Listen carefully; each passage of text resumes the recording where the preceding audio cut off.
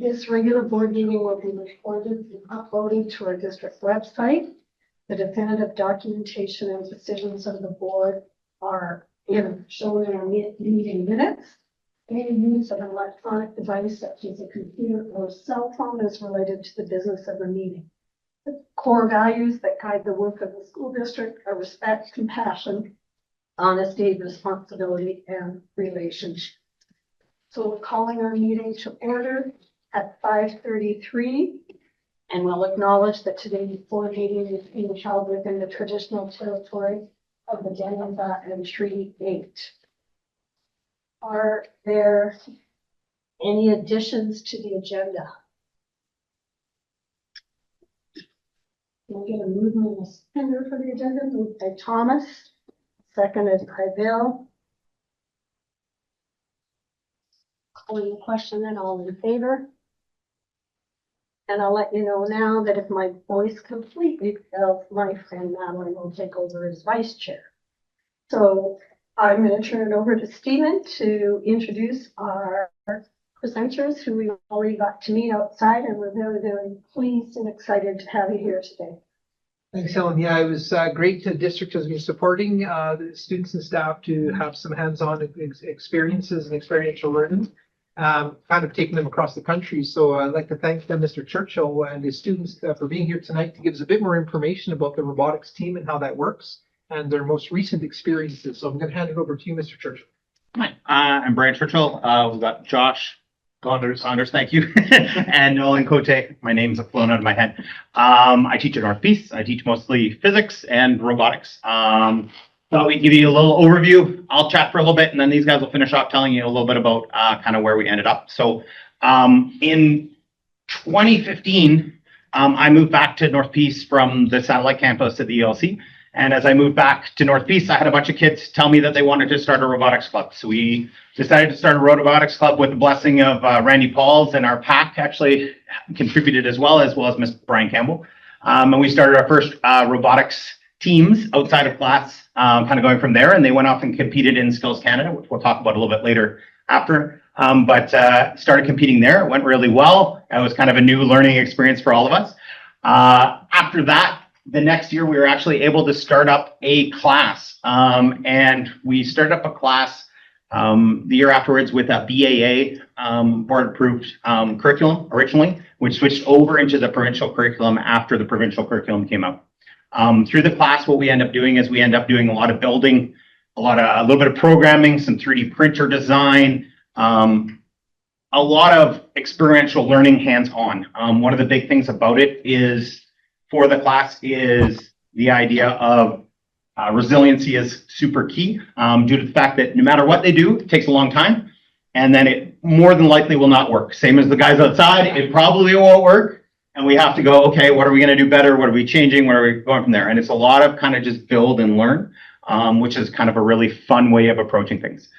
So we've had a lot of kids come through the class. I've had a bunch go off to it's kind of a very diverse class. We have kids from the Evergreen program at North Peace, all the way to kids that are academically gifted that are trying to go off to become engineers, that type of thing, as well as kids that you tend to find more in the shop classes. So we get a really good diverse class in there. And I've had a lot of the kids, especially the ones that compete in competitions, go off to university to compete in to do engineering stuff.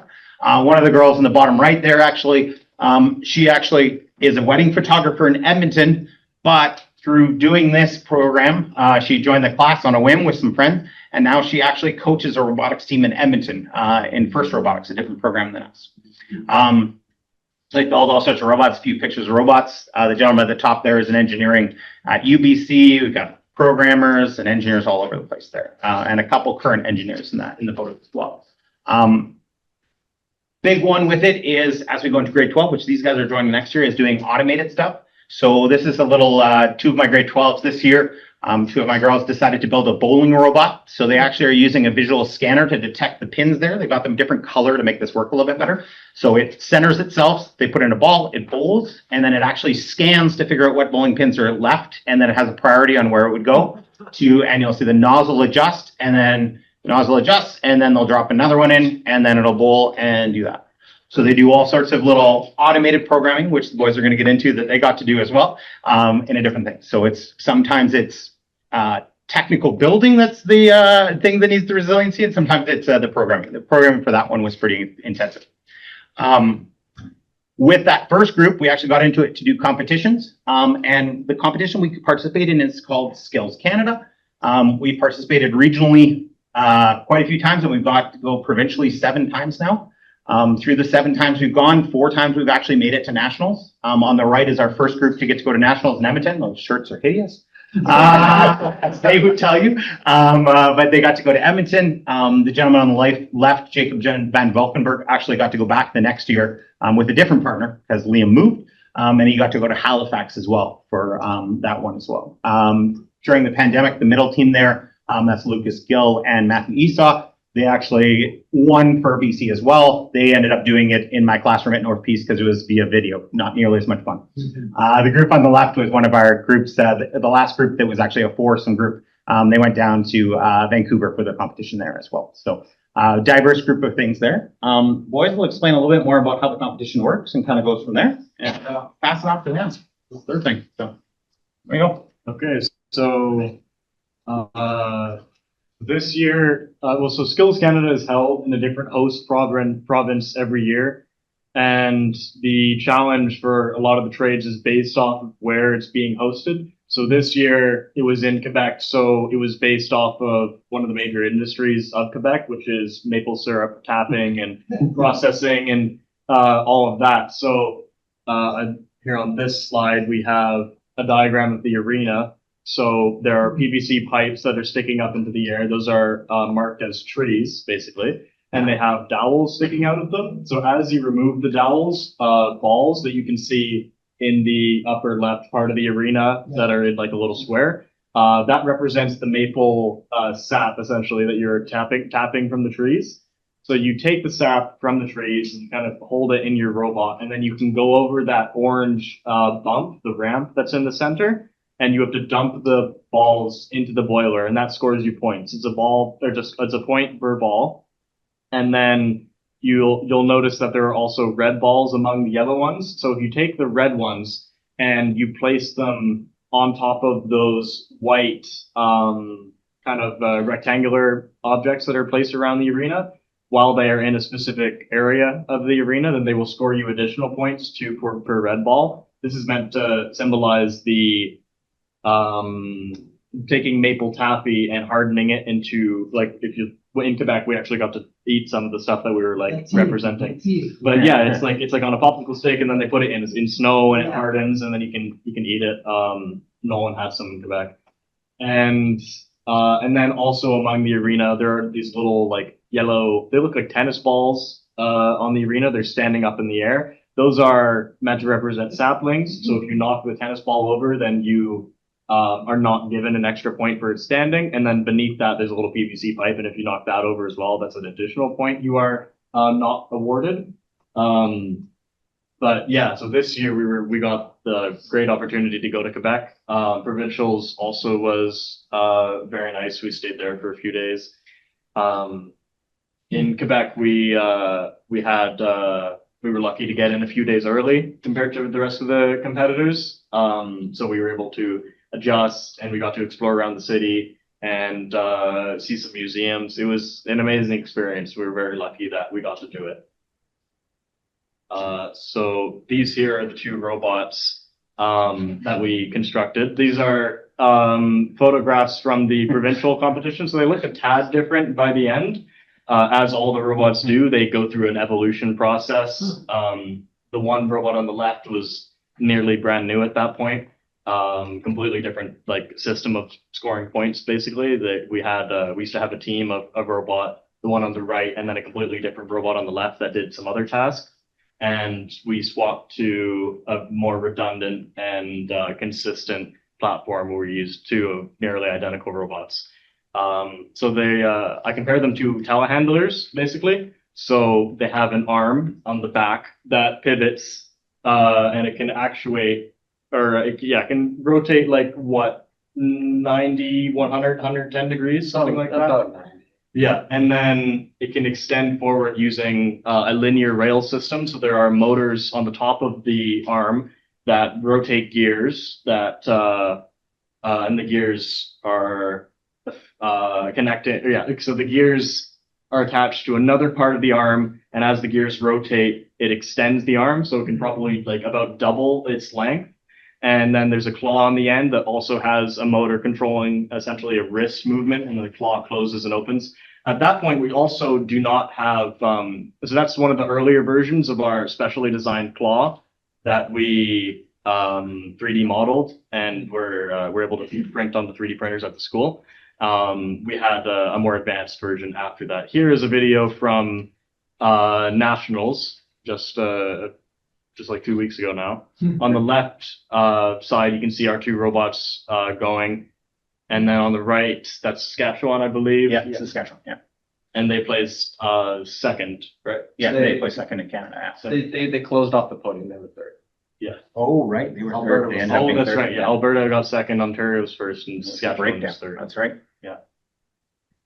Yeah, so with the 3D printers at the school, we were able to finish off our hopper in the front. Our hopper could actuate up and down, Right. which allowed us to drop it lower because there are two different types of trees. One has a spout higher compared to the other. So we decided to actuate them so that we could more easily get under the smaller ones. And then also gives us clearance to clear over the middle. But yeah, we 3D printed our front gate as we were having problems with called flat metal, but yeah, no, it's metal that we can bend. But yeah, no, since it was bending, we were having problems when you're going over the middle. We're catching it on stuff, getting caught. But yeah, no, with the 3D printers, we were able to print the front hopper, and it allowed us to more effectively carry our balls. So their setup is this part of the competition is they have 4 minutes every year, and so it's always a head-to-head match, and so it's a head-to-head match which team does better, and so it's kind of a little bit of paying attention to your opponent, such things. I know next year is going to be a little bit more involved, I've been told by them, so it'll be kind of throwing things into the other side or vice versa. So it'll depend. Last year was a hockey thing where you're actually shooting balls across the arena. You didn't hit the robots together or anything, but you were shooting from your zone to their zone and stuff. So you get different every year. It's quite different, and it's themed after the provinces. This next year is in Saskatoon, I believe. So it'll be something prairie or related. We'll see. Yeah. Brain movement.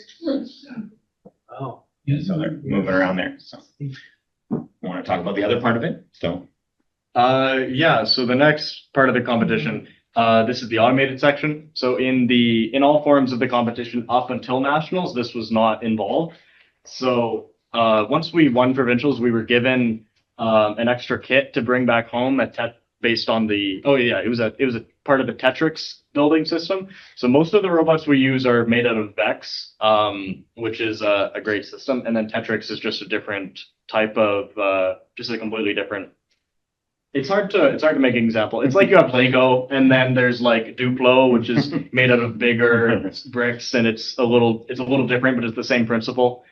So here we have Tetrix, which is mostly used to make automated robots. So you code them, and then you press a button, and then they do their own thing, either with sensors or by manually telling them what to do. So this part of the competition, we figured out what we had to do the day of, and then once we had gotten there, we could spend time between matches to build code and test robots on the fly. And then I think I might be able to go back to the start. Yeah. There we go. So, there's this in the automated portion for this year, there were 2 courses, and your robot had to just drive through, and it would get points by crossing into different zones and by carrying the balls to the very end. And then the other course on the other side of that little arena had a slightly more challenging little bit. We were given like a whole bunch of like vision sensors and like line sensors. yeah, line sensors as well. Just they gave us a very like open way to do the competition, and we found that like it seems to be that was like our motto the whole way. It was just whatever was consistent, whichever was more resilient and worked 90% of the time, ended up what we liked the most. So instead of going with a line follower with a code that might bug out on certain sections, Alberta definitely have some problems there. We decided to manually code the motors to do things in a specific order. and we ended up getting 100% on the automated process, which is very good. Especially since you guys learned how the coding works. And yeah, we, A month beforehand, because it's different. It's an Arduino programming system instead of Python. Yeah. So I actually had one of our former students that Yes. went to provincials last year, who's up at school at or doing schooling for computer programming. He came in and taught them how to do all the the Arduino programming, and so he came after schools and before his job started to come give them a little bit of training and stuff. And he also volunteered to go to Dawson Creek with us and help judge in Dawson and stuff. So we get quite a bit of former students coming in to help out and stuff like that as well. So we're very thankful for a team because I definitely would not have been able to grasp that program as quickly as I did. and I think that's about it. There we go. We'll take, there'll definitely be some questions and comments. Yeah, of So course. Just really appreciate that, Helen. Who would like to go first? Thomas, then Bill. Fantastic. I think this is great. I spend a lot of time working on computers and all that kind of stuff in my day job. I think it's fantastic that you guys are getting the hands-on experience. Programming and stuff can be challenging. There's absolutely no question about that. What'd you learn? What's the number one thing that you learned? Working together as a team is a big part of it. That's actually I never really thought about that, but Nolan has a good point there. One of the problems that we could see with a lot of not only teams that competed like on the regionals and provincials level, but even at nationals, friction between team members is like a really big thing that can kind of screw you over. And I think we worked extraordinarily well together. Yeah. I think all the bases that we can individually cover kind of fit like perfectly well together.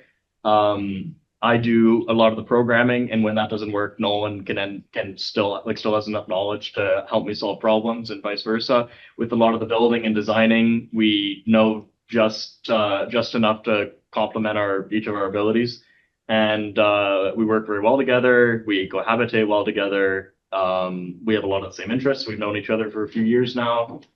That was a big thing was learning how important that is, and then of course getting hands-on experience. Nolan has tons of that with the model rockets and stuff that he builds. They're very impressive. But I had done very little in terms of actual hands-on robotics experience up until this point. I've done lots of mechanics and stuff in the past, but actually being able to go through the design process from paper to a robot in front of you to something that can actually functionally work and how to improve on it was very satisfying, and it was very relieving to see that we are both quite proficient at that process, because for both of us, this is somewhere that we want to take our careers. So, like provincials, like I'm just trying to get a scope of how big it was, kind of thing. How many teams or whatever did you have to compete against? Provincials was 9 teams. 9, yeah. Two of our own ended up placing first and second there, but And because that's did very well. mainly it was 2 per team, so it was about 18 people, actual competitors there. Yeah. And there were probably about 4 people helping out, set up the arenas, Yeah. score. Before COVID, they were topping out. They capped. I was actually in charge of provincials at that point in time. They were capping the teams at 16. Since coming back from COVID stuff, it's about 9 teams is where we're at right now. Next year, I probably expect we'll be closer to 16 So- teams again. And So did you guys have to win like a regional to go to provincials? Yeah. Yes. So we had our own in-class competition. We placed first it in was- that. It was, it was our choice to go to regionals. And then, regionals was first or second goes to provincials. And then nationals was whoever places first. Good job. Provincials was whoever places first. Good job, guys. this was the end. Our last project in our class is typically doing the Skills Canada competition.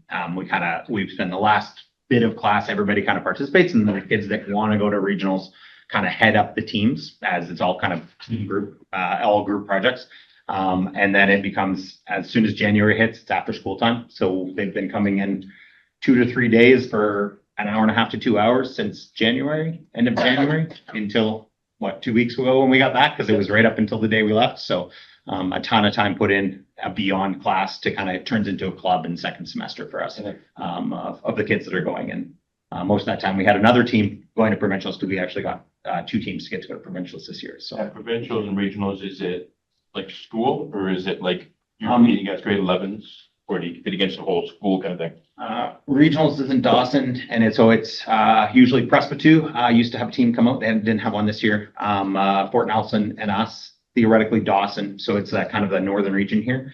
And then provincials, again, it's typically 10s and 11s. Most schools it's 10s, 11s. That being said, at nationals, there was actually a grade 10 there as well. So technically it's open to them as well. It's technically just high school, and it's typically grade 11 and 12 kids at every level. So. Yeah, our one team was 2 grade 12s, and then we're 2 grade 11s.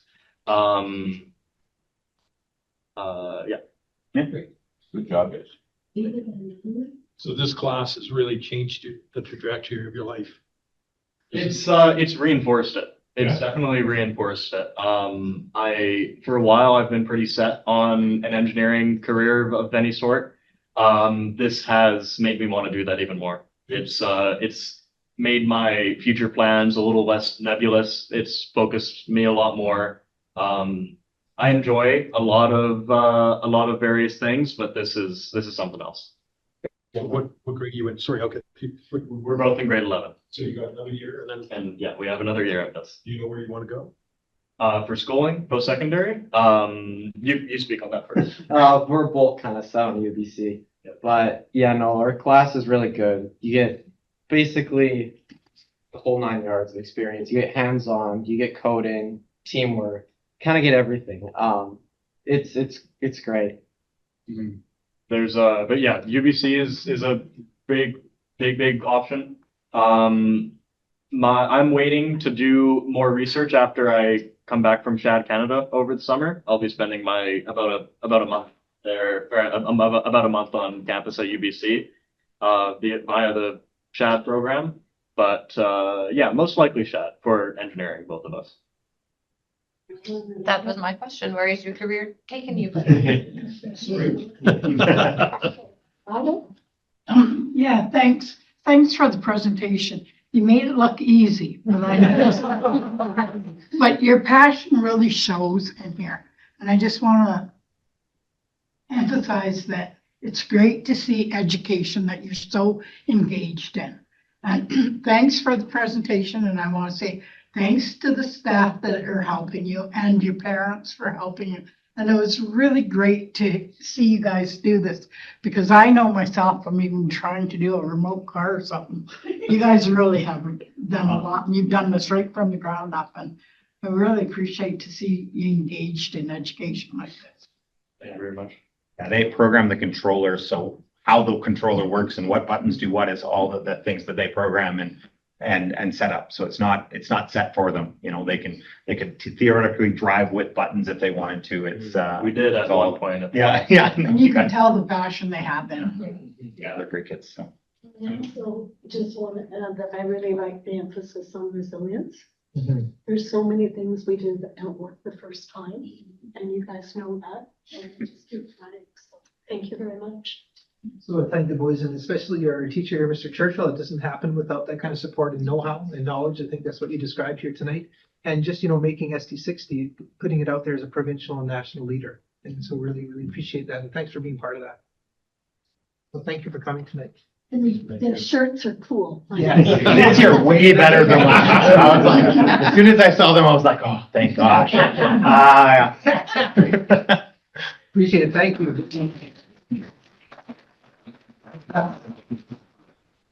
Thank you to the parents who were here and part of that. You bet.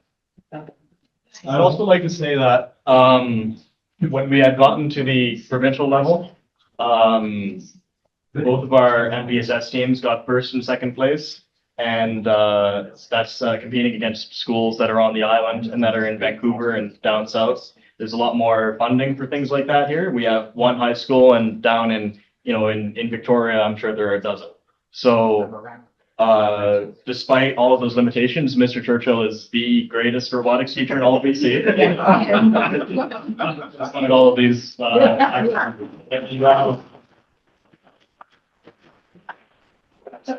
Well said. So our electric vehicle team, we got to drive the That cars. was earlier, yes. All right, so. Good night, everybody. Thank Yes. Thank you, everyone. Thank you.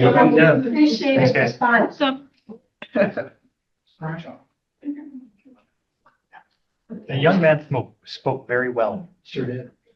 No, teacher. I was impressed. All right, well, that was exciting.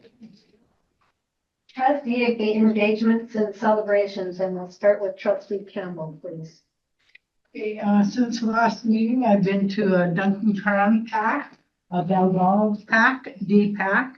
I went to the, sale in Taylor that the kids had, the equity scan meeting, dinner with Taylor Council. And on Friday, I have 3 things to go to, which I'm not sure what they're gonna win out. I have grad, celebration of the author and Taylor, and Bell Donald's Fun Day. And There is lots to happen. All right, trustee Killis. Since our last meeting, I would say I took the Hudson's Hope crew to the district speech competition. And yeah, that was on the 22nd of May, where I don't know if you guys know this or not, but Hudson's Hope won the trophy for the best school. That's really about all I've been up to, I guess. Yeah, I've been at the Hudson's Hope School a few times as well. I did deliver that retirement gift last week. And yeah, that's it. All right. Moving on to Vice Chair Lehman. I went to the Classroom Champions celebration for Ruth Lee. Taylor Council dinner. Pre-audit touch base and a deep dive for the budget. Well as the long service retirement and attended a Clearview Pack. Thank you. Trustee Scott Moncrief. I've been to a couple of PAC meetings, Presbyterian and the Buick. Was at the pre-audit meeting, the retirement dinner, and I've been in touch with all of my schools recently. Thank you. Trustee Snow. I've been keeping busy. I've been to the high school, ELC, and Ambrose visiting, checking up, and yeah. What else? I do a bunch of sporting events. As the last rugby game they had, I went to the elementary baseball tournament. Did the long service retirement night there. And also delivered some flowers for some people that weren't there. Else? I think that might be it for now. Trustee Whitten. I can't remember if the DPAC was in this section or the previous one, but was it that retirement service award event? Ended up going out there. It was great to see some old friends and meet some of the people that served our district well. I was at Doig Days. That might be a little self-serving. It was a fantastic event. Lots of kids out there. We got some really cool footage this year that I'm really excited to share out. Taylor Council, got to sit down with them. That was really nice. And on the 21st, I as well am looking forward to a few events. Hoping for be able to go to the grad, but there's also events for National Indigenous Day going on at Saquon. Northern Lights College is also having a event as well. And unfortunately, I couldn't go to the speech competition like I wanted to because we were evacuated out of Doig. So I was running the Emergency Operations Center, so I had to cancel that. Thank you. And Madeline is going to read my report for me. Well, Helen Church District Public Speaking. The speeches were well done with a broad district representation from district. Thank you to everyone for their work to support our public speakers. The bar is high for next year. Participated in 2 board chair calls. Information has been sent to trustees. Went to Ambrose for the celebration barbecue for classroom champions. Thank you, because I did the morning. It was good to see that somebody was there in the evening. Attended dinner with Taylor Council. Attended the Northeast Roundtable meeting and I have sent some info out and will bring more back to September meeting. Assisted a strong district team at district track meet. I got to see finish line action. Stephen had control of the starter pistol. I don't know. That's a good or a bad thing. Thanks to all the staff that make this event possible. Long-term service dinner was truly a district celebration. I believe our efforts were appreciated and feedback related to the event has been positive. Spirit of accomplishment and celebration also evident at the Indigenous graduation. Which means she attended that one. All right, we'll move on to the superintendent's report. Thank you. No, we won't. No, it's. I just jumped. I really jumped. That's all right. Yeah, all right. We'll look at the minutes of the regular board meeting of May the 21st, which is page 6 to 13 in the package.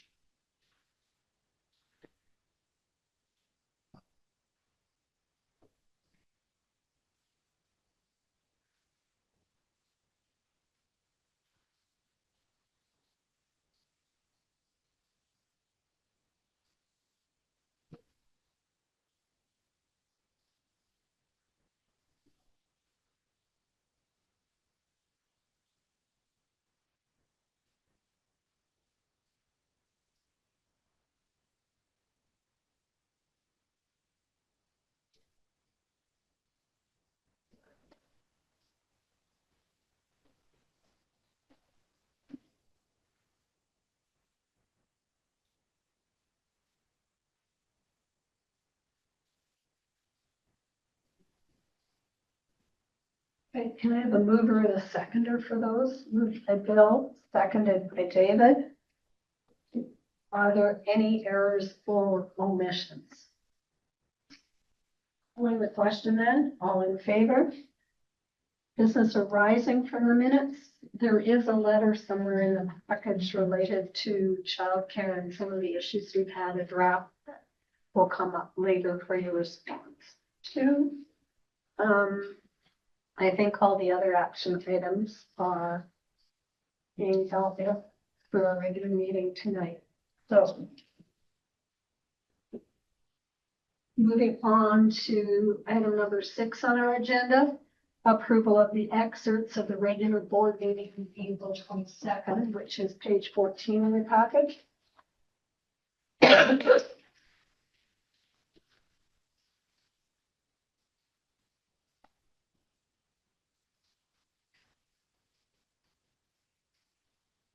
Can I please get a mover and a seconder? David and Thomas? Any errors or omissions? Following the question then, all in favor? Announcements and reminders. Quite shocking to start to think that we've got September dates on there. We do.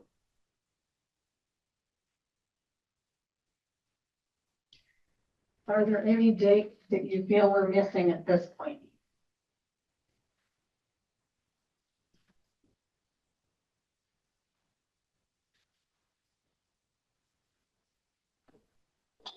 All right. If there are no additional items, we will move on to Stephen's report. Badly waiting to do it. No worries, thank you. Pages 15 to 16 in your package. First item under HR is the activity report, and then there's the online superintendent's report. Under intellectual development, just some information there, both for the public and for teachers. There's a QR code at the bottom here. You can already start to register for some of the planning and literacy and numeracy workshops that are happening here at the end of August. And so we're excited about those things being put together right now. Under human and social development, a couple of weeks ago, we did have a significant event in the community. It was being supported by the schools in the sense that we had students participating. We had some of our staff who were accompanying those students on piano, and so we supported that. And there's a list of names of our students who did extremely well, and that was a very high-profile provincial event that was hosted in our community. So that was exciting. And in a similar vein, we were happy to support the Northern Lights Youth Choir, made up of our students from different schools, and they toured around on 2 different days and sang and talked a little bit about what it was to be a part of the youth choir. And so they came here for lunch both times and gave us a little mini concert as well. So we were able to appreciate that and them. There's so much going on in careers and skill development. It seems it's hard to capture it all, but we did hear from the robotics team here. We had the electric cars. I've also put here, the board had approved a canoe trip down the Peace as part of the outdoor education class at the high school. Of course, it was one of those things where I myself wanted to make sure that all of the safety boxes were checked off, because it's a significant thing to have students on the water. Everything went well, safety was paramount, and they had a fantastic time. I've asked our coordinator, Jeff Meyer, to come back in September, and hopefully with a couple of students as well in a similar vein, to give a full update on Project Heavy Duty, which is another hands-on project that is province leading in terms of the scope and the equipment and the resources involved in that. So we're excited to bring you back a bit of an update on the 20th anniversary, which just took place a couple of weeks ago.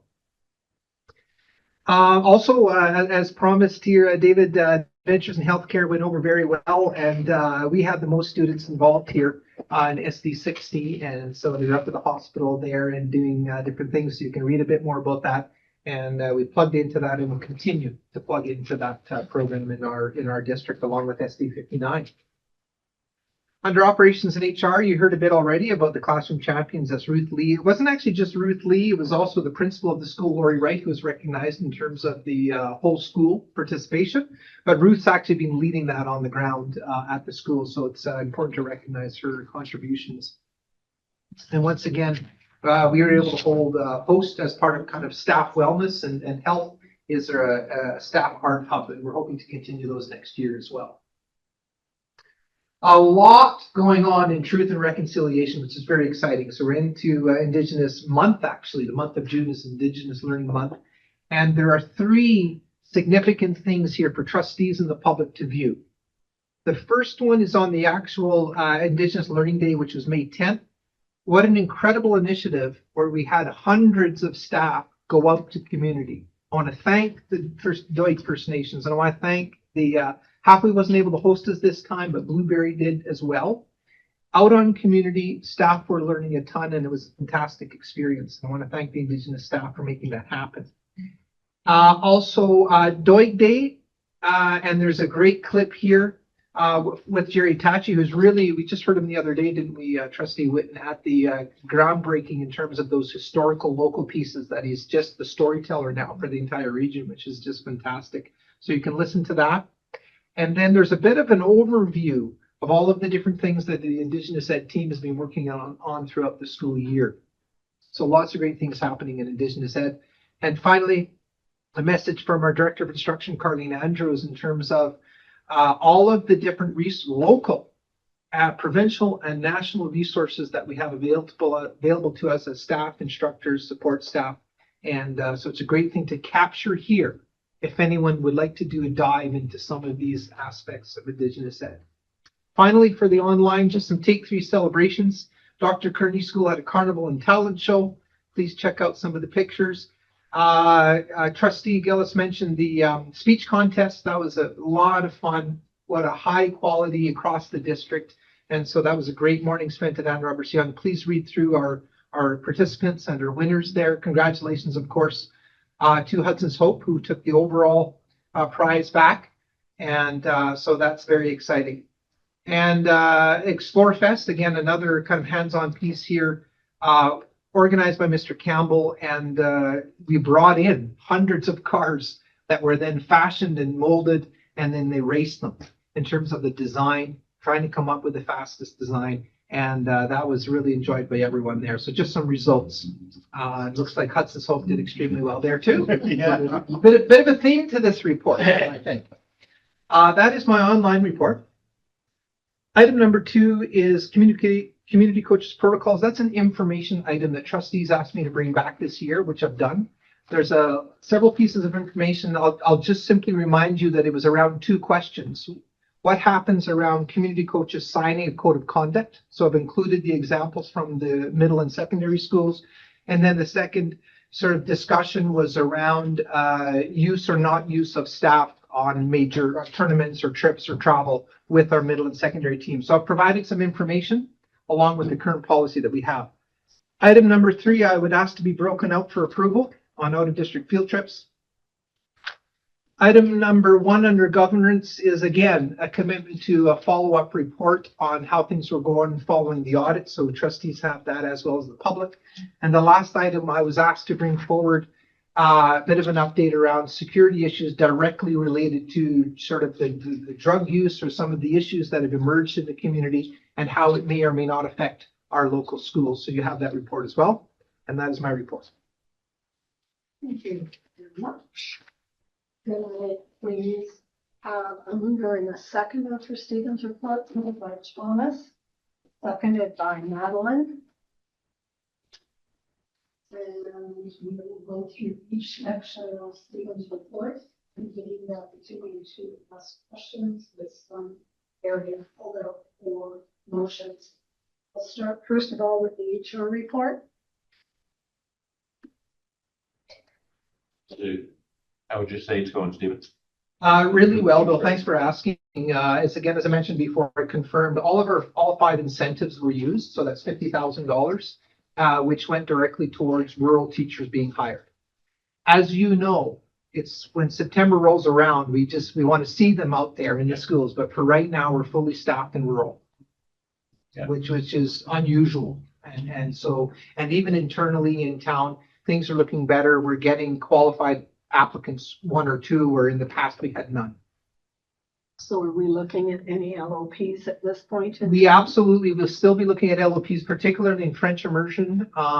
Again, traditionally in at least one of the shops, and in a couple of other positions. Right now, it's looking about at least a half a dozen, and as always, that tends to grow once the fall starts. On to the electronic report.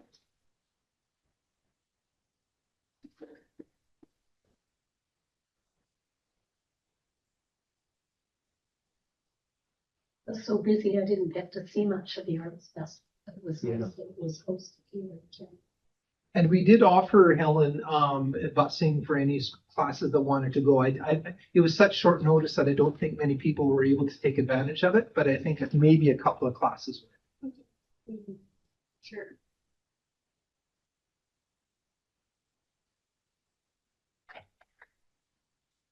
The one thing about Project Heavy Duty that I wanted to mention, I forgot to mention in the celebrations, is that I was there for the finalization event, and it was an absolute blast. There was a lot of great people there, and people really came together.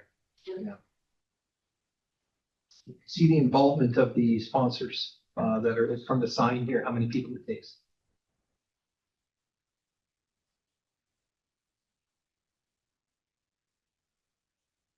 Just stay here. Yeah. I took part when I went to Blueberry, and one of the biggest things, I mean, out there was great for sure, but one of the biggest learning things was the ride.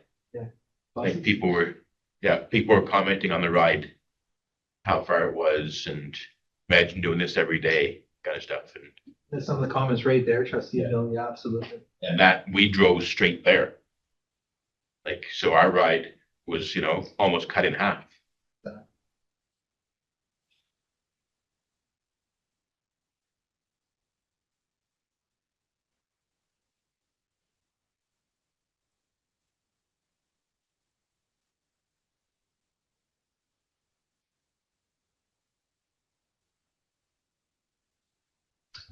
Yes, I'll just mention that Hudson Soap didn't have speeches competing or participating before. I want to thank Trustee Gillis for making that happen and obviously doing a fantastic job. So thank you, Nicole, for that.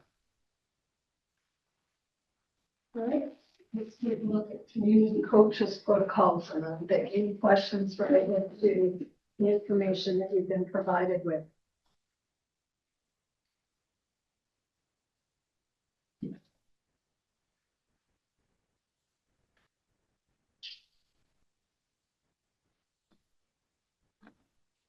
That's a good one. Like what North Beach Athletics COVID caught up. There's several documents there. Yeah. Yes.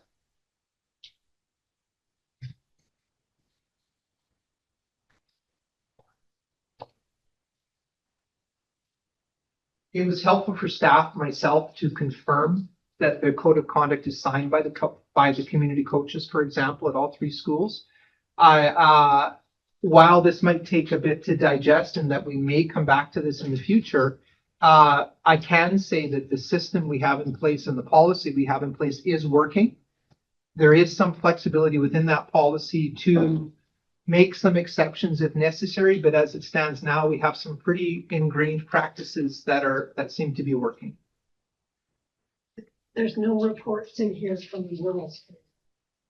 No, initially we were talking about the most of the travel is the 2 middle schools and the high school, but we can look at that as well I too. think it's important because I think Nicole's concept and part of the reason we dove into looking at this was because our rural schools were having more difficulty when, teacher sponsored. Nicole, you want to add to that? Yeah, well, when I brought this up, it was last fall. So we had a hard time getting, let's say, for example, there was no grade 6, 7, or sorry, 5, 6 volleyball this last year in Hudson Soap because I offered to coach, but there was no staff and I'm not staff. So again, with the policy, I think sometimes we say that a staff member is a coach and they'll just kind of be hanging around the school. But yeah, so they didn't have a volleyball team because there was no, they were hard pressed to find staff just to teach, let alone do the extra. I think we'll be in the same boat come the fall for volleyball again. High school is going to be covered off, but I do not know who's going to do 5, 6 or the middle school 7, 8, 9. Will be struggling again, I think. So again, I would volunteer, but I need a staff member according to the policy. Actually, Nicole, what we discovered was that there can be exceptions. The way that the policy is written, if you read through that, and I was a little surprised, maybe pleasantly surprised, BC School Sports itself does not require that it is a school staff member. So there were some assumptions and this comes back to your original question. There were some assumptions that it was required by either BC School Sports or by our own policy. The reality is that the district can work with these exceptional circumstances within BC School Sports and within the current policy. Yeah, that's perfect and very good news for us anyways. So yes, Stephen, I appreciate it to have see all these different documents, Yes. including the BC Sports Yeah. email. Yeah. Because it did help to give kind of that picture. And I felt even reading through some of the procedures or protocols that the different schools have, it's like, okay, that gives the flexibility, but at the same time, it still gives, because there's still a liability issue too, right? So I find it's covered well. So whenever possible, it should be one of the teaching staff. Yeah, the good news is 99% of the time, the practices and our current leadership pool sort of starts with, we need a sponsor or we need a staff coach. But the reality is, and I sometimes communicate directly with Mr. Bean from Hudson's Hope around how can we make this work?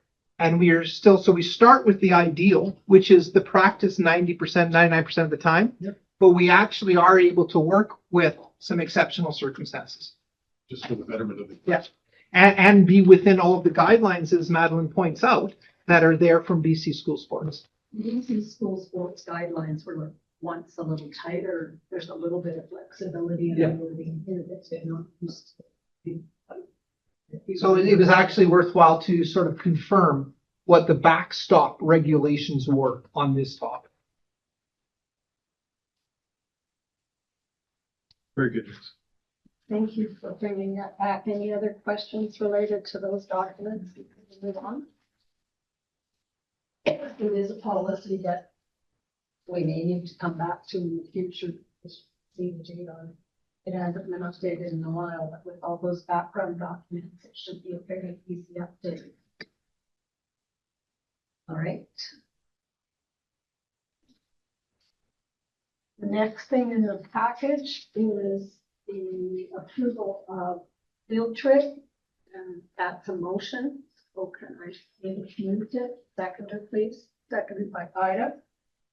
Calling the question, all in favor? Sorry. I'm gonna step out for a minute. Yeah. David and Ida. And I think there was a call to question and all in favor. That was. Yeah.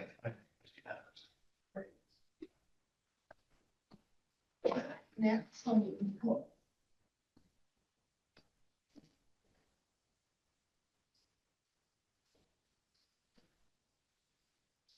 Audit follow-up. Any questions there?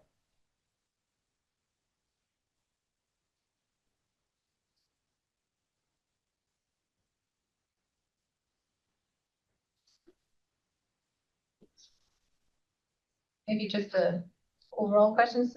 Yeah. Reading through this, obviously there has been some training, there's some awareness. I know how it is. You kind of run into this and then you work on it and then Falls off the side of it the. kind of falls off again. Mhm. Is that kind of in the, I'm not saying you have to do to this extent every year, but is it kind of in the plan to? That it's easy then again, if you have a whole staff rollover. Kind of what is the, I think I hear what your question is, you know, how do we ensure that the sort of attention or sensitivity to some of this continues? And I mean, the workshops actually continued right up until about a month ago, 2 months ago with our distance education programming. And we've actually had our leaders connect with the auditors, sending them questions. And so that seems to be established as a bit of a practice. If they're not sure now, we'll engage with them to do that, which is excellent. But most importantly, some of the things that were highlighted as issues, they've systemically changed the rules and the guiding documents. So it doesn't matter who comes into those roles. For example, whether it's WEX A and B, there's no choice but to follow the new guidelines that they put in there. Similarly with choice, they're back to square one and would have to now go through that rigorous course approval, knowing what we know now about overlap and things like that. So could there be issues in the future? There always are, by the way, with audits, but there will certainly be fewer than what we saw the last time. Any plans on the superintendent or somebody up in senior management should just do kind of a, I'm gonna come out and do a mini audit. Yeah, so what we do is actually we hire the auditor to do that very thing. Yeah. So she connected with the departments and they actually brought real files Yeah. with them and that's happened throughout the year. I appreciated in Mr. Churchill's report, he talked about how Yeah. the robotics course grew from being a BAA one to a regular course once the province had curriculum around it. So that was nice to hear. And I want to thank you for following up and giving us the information on the delisting process. You bet. It doesn't have to come with a motion to the board. But I think it would be interesting to know what courses do end up delisted. So we've actually already put on the board's document SharePoint, that very document. Okay. Thank you. So trustees can check at any time, which courses are whether we're either passed or have been delisted at any moment. That one. Right. Yes, Black Angela. It's your turn. Sorry, and the last one was security issues. in Oh, schools. security, yeah, I wanted to ignore that. I know I'm charming and you'd like me to. No, I'm sorry, the security issues in schools is really important. You know how to say. The only thing I would maybe ask from staff is, at the time, at least, it was somewhat related to the OPS side and those sorts of things. What I might suggest is that I can certainly, in the communication process, keep you apprised of any sort of major things that happen, but I'm not sure if we would necessarily need to include this in the rhythm of reporting. Happy to do it, but it could also be one less thing we ask the schools to use.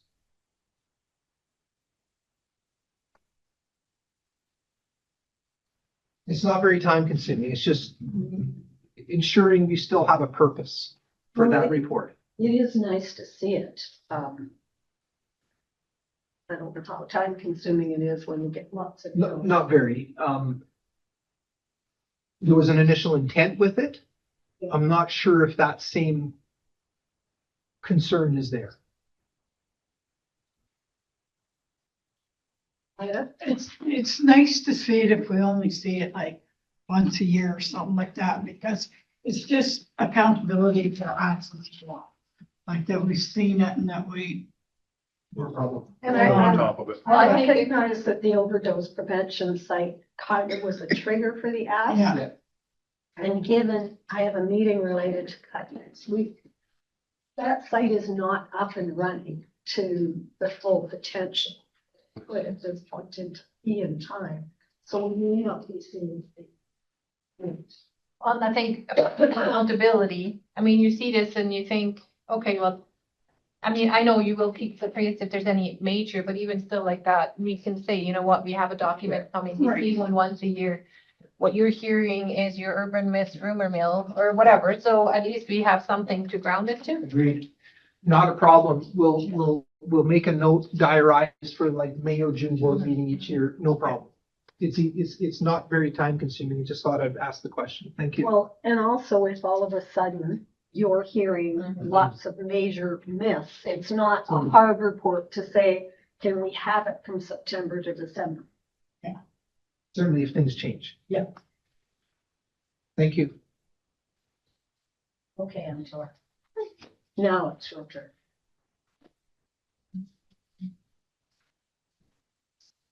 Thank you. Okay, for my report, I have the finance update to May 31st, 2024. The carbon neutral report, I believe the timeline was January to December of 2023.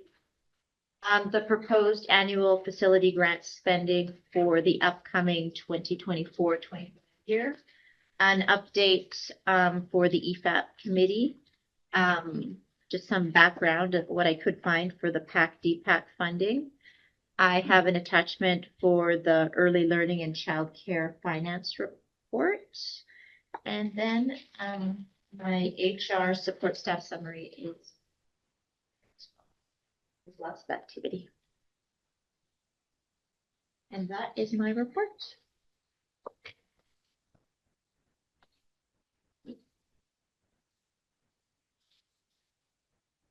There's nothing to be pulled up for a motion, is it? All right. Creational. I have a mover and a seconder for his report, by Thomas, seconded by David. Discussion as we go through, please. We'll start with the finance update.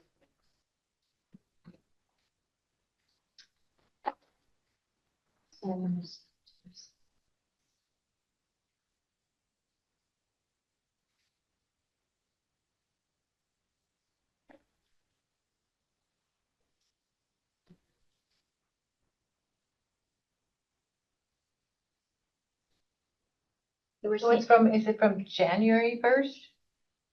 Or July 1st? For the financial update? July 1st. Our year end runs July to June.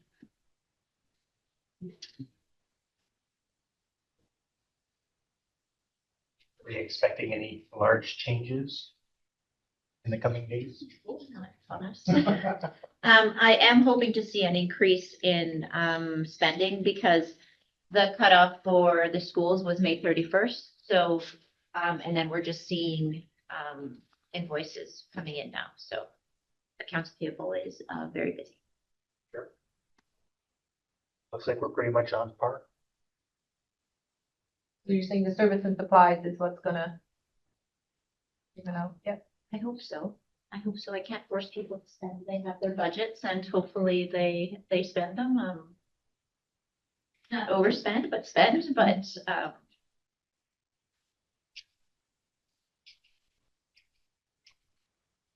difficult to predict where we'll land just because we can budget for everything to be spent and then. So hence it's difficult to know what we're going to finish with as reserves. I can. It is. It is.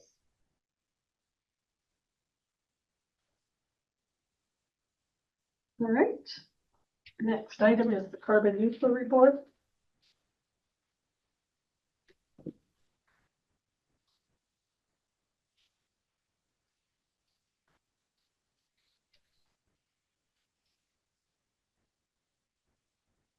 And I want to suggest, if you've read the BCSTA report that dealt with suggestions for upgrades for buildings and schools for carbon neutral, we were the only district in the province that went up 6% in our carbon.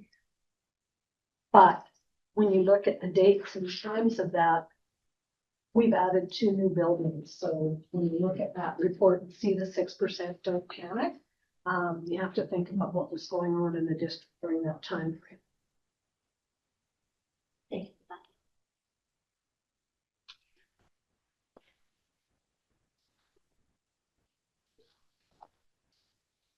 Where do you take the money from? We budget for that. We budget for it. Okay. When I first came to the district, we would get reimbursed for those numbers, but We don't anymore. Used to be a wash. It's not anymore. No. It's more of a bit of a compliance piece. Which part? It's mandatory. Yeah, it's mandatory. I know that,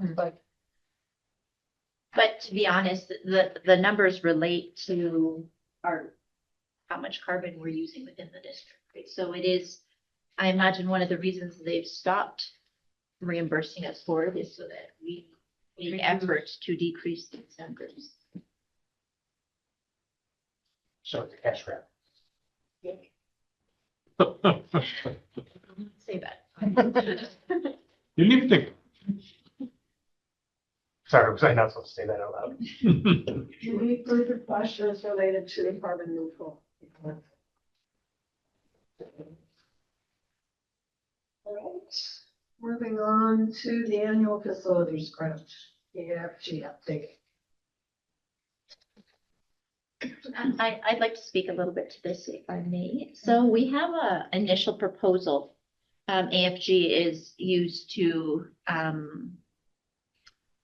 make improvements to our schools, around HVAC. You can see there's some asbestos abatement, all different things that make the schools just better places to be. Now, we can have the best laid plan here, and then we could have an emergency that causes us to shift away from this plan.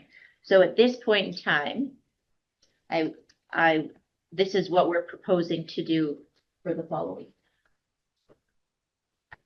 But if something happens that something else has to take precedent, we will shift away from this and move forward that accordingly. So obviously you're applying for this grant. We don't apply for it. This money is given to us every year. This is just, but you're asking for this amount. I wish I could ask for more, but this is the amount they give me. Okay, and then it's just up to you. And it's up to us how we allocate it within the district. So part of the reason for attaching this document was to try and help us keep track, because we will pass a capital plan. AFG is not one that we actually have to do a bylaw on, and there is some flexibility about. I started to look at the document because I get to answer questions on the old district issues for the BCSA, and I panicked when I went back to the document. Annual facilities grant comes in at a per capita based on your district size.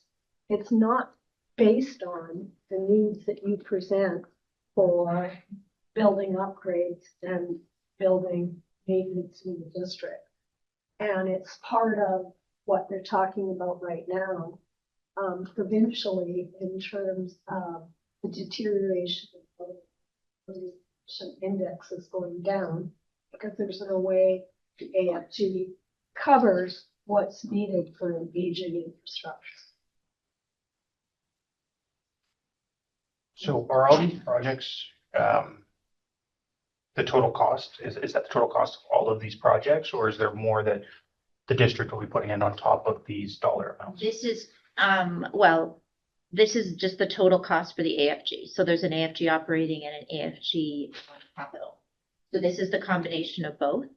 Outside of this, we, in the budget, you have operating, operations and maintenance that also puts into just upkeep. But the large items generally are planned for here. And that's, if something has to change, it would come out of this. Because really the operating is more for day-to-day maintenance and. Can you speak to the need sometimes to even adjust what we did because there's money that's going to be spent by a certain date, and if we haven't been able to get a contractor and all that in to do it, Yeah. surprise to a project like this. Yeah, so thank you again, Helen. The AFG runs from April 1st to March 31st. So during that time, we have basically 6 months of winter. So any projects like paving or anything exterior or HVAC even, like we can't exactly shut an HVAC down in the middle of winter to do any major overhaul. So we have a much smaller window to spend the funding. So this year we actually asked for an extension to June 30th, which they don't want to do because the ministry budgets need to be spent by March 31st. So every time a district comes to them and says, I need an extension, they're not very pleased, but they did give it to me this year. And then we just, as a district, have to start the planning right as soon as the last bit of snow leaves or the temperature changes, just really start moving forward with those processes. It's a tough balance because the schools are operating. And so we'll figure it out. Though. The snow hasn't even left the ground and they're asking you to close your budget. Yeah, at the end of it, but it is in the south. It's already closed. The snow's already gone down there. So I get it. That's how fiscally how it works, but it does create some.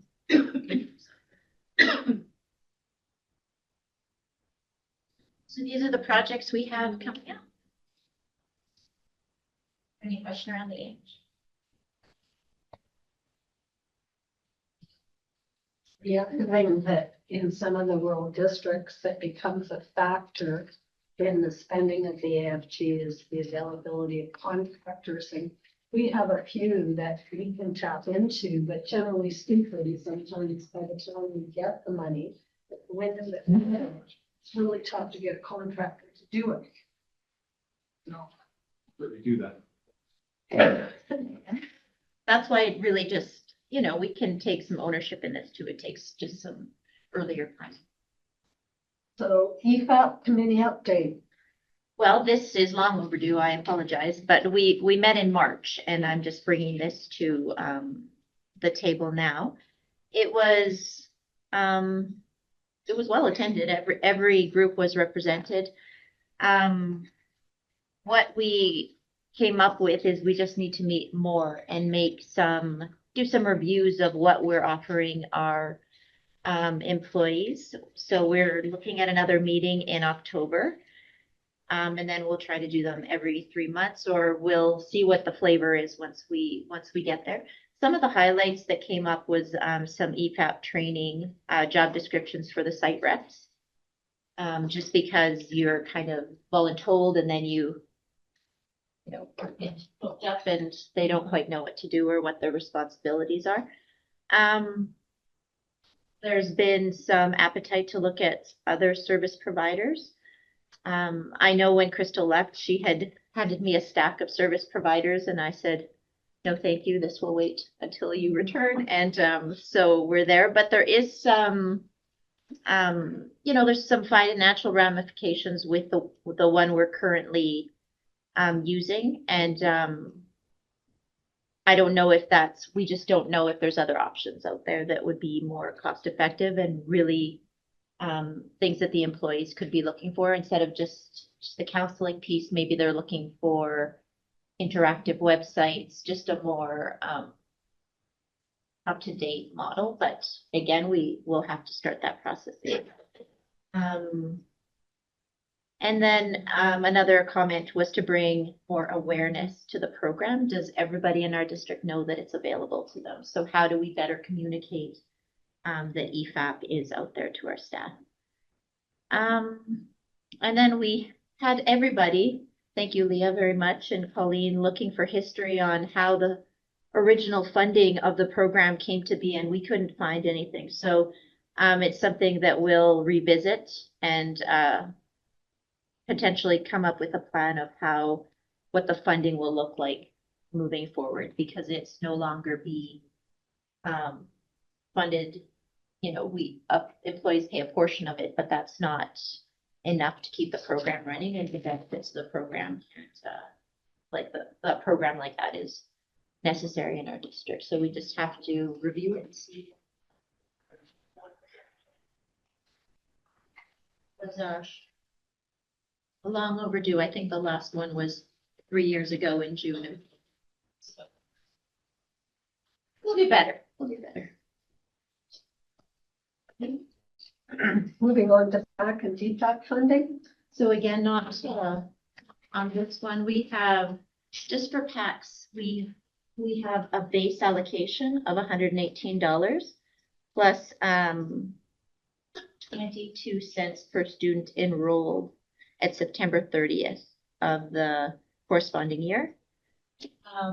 So that's how the PACs are funded. Now the DPAC, I could not find any past payments back to 2011, 2012 that we paid to PACs directly for any sort of funding. To DPAC, sorry. Yeah, and then of course I just couldn't let it lie. So then you were all speaking about the gaming grants. So DPACs do have access to the gaming grant for up to $2,500 per year. So. Because there was no DPAC for many years there. Oh, is that? Well, thank you. That DPAC only got up and running again. It was down for a while. Okay. I got a long memory. As far as I remember, right from day one, we never gave any money to the DPAC, but we did to the PACs. Thank you. Quick question, was there interest from the DPAC to get additional funding? Is When that where they- this question is coming from? When they came back from BCC PAC, they were aware of the fact that the district needs to provide some funding for DPAC.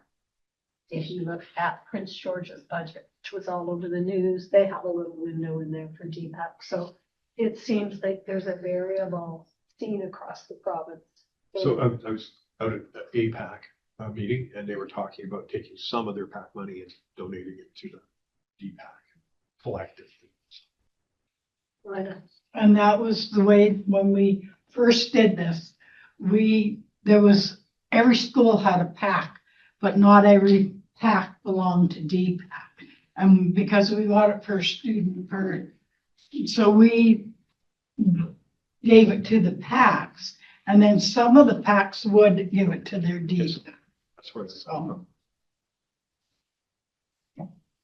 That one. Well, plus I think the base question that still needs to be asked is what is the need? Just because, Yeah. to me, it's not good enough.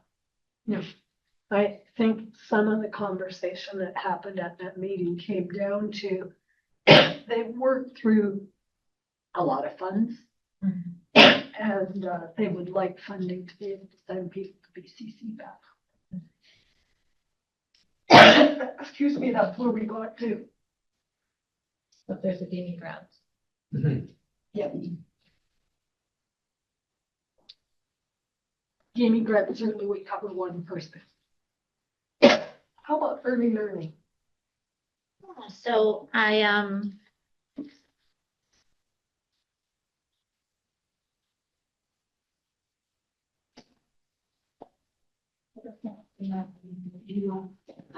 that's okay. I can.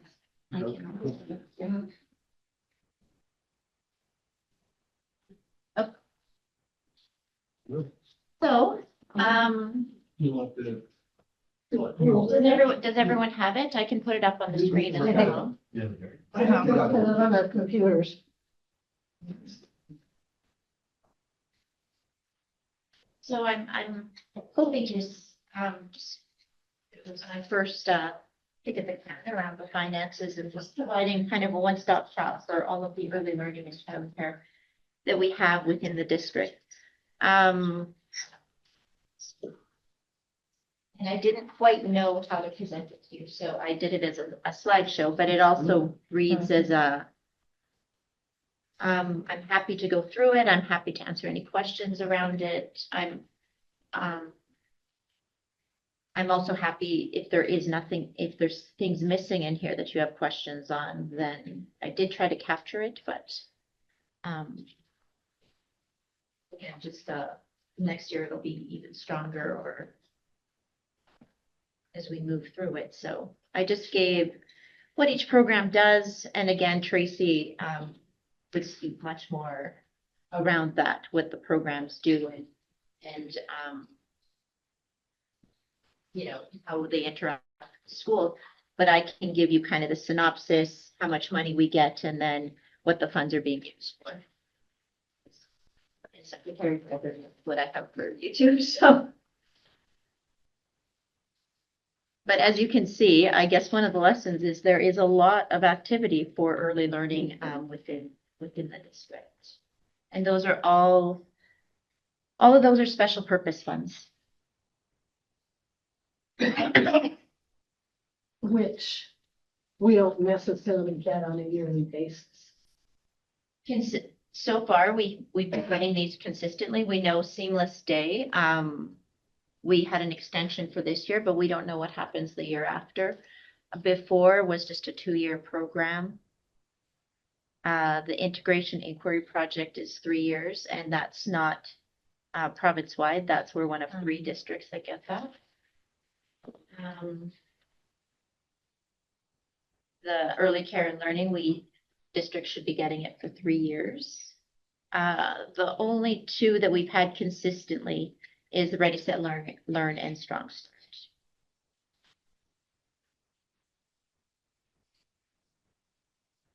So when we talked the other day, there's some of these that we assume we'll get funding for next year, but you don't actually have. I don't have it, and I don't know what the amount will be either.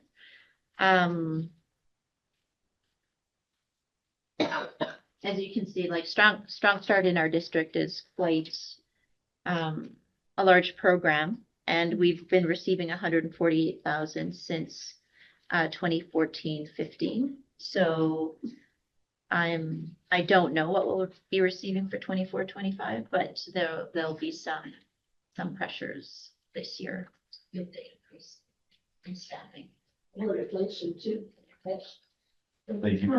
Any idea when you'll be aware? Tracy usually negotiates those, so it's I mean, when we'll find out when we're getting it? Stephen, I think it's in September. We get the final numbers. So there's no, like, when it comes to Strong Start, we will get funding. It's actually, I believe, 30,000 per program or something like that. It's fairly consistent per year. But the costs are going up. So for Seamless Kindergarten, I know we have a community member that put some money into it. Have we heard anything about whether they're gonna continue? North River Midstream? Yeah. No, we haven't heard anything about that. That was at the time when there was still a lot of uncertainty around the numbers and wanting to go ahead anyway. If we don't have the numbers, we will not be able to continue it. The government has committed 1 more year of the Seamless Day. Right. But there's, as all of that was happening, other programs are growing and sprouting up as well in the meantime. And so we don't have any other confirmed outside source of funding, but we do want to proceed when there's enough students and families to make it viable. And we switched the initial workings of the program was that you had 2 ECEs that were overlapping. Right. So they were providing the before care and the after care. And then they were overlapping in the classroom Right. for an hour or two. But now we've moved to a model where we just have an ECE in the classroom. And we have a responsible adult for before and after, because we're not seeing the So uptick in the before if and we after don't school. have that donation, it won't. We didn't get affect a the donation program. last year either. So we got the donation once. was, The government pays 50,000. Well, and we get 50,000 from the government. I know we got it, a I think we couple got of it years twice. because, We did get it I got twice. checked. I just didn't know if they had continued We on didn't get it last or whether year, they, Yeah. okay, and I Like don't in know the if. current year we're in right now. okay. We did it. So, and there's fees attached. to They the might before not and be after. aware that we still have it going either. Just a reminder to trustees, it seems while a part of it was the before and after, it is also very much about the support within the classroom in terms of, yes, yep.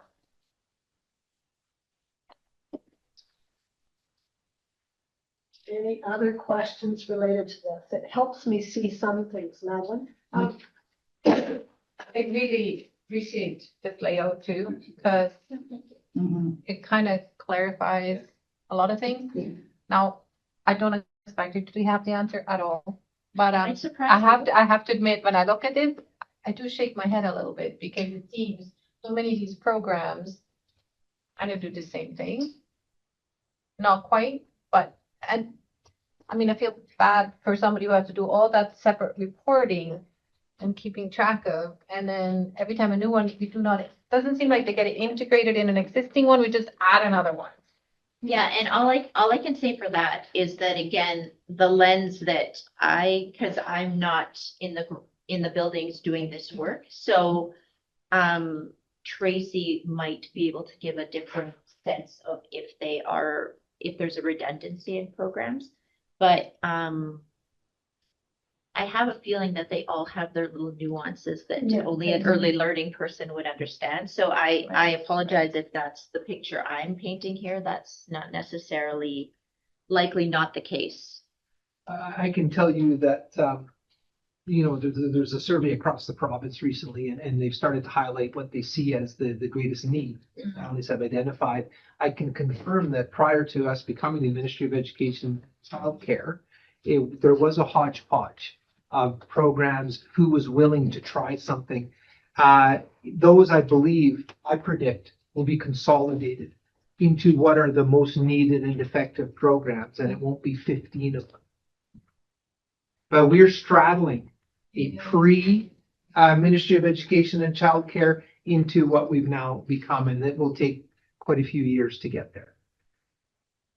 I appreciate the timing of this just up close to when we had the presentation from Tracy, because you can put the pieces together to get that picture we needed.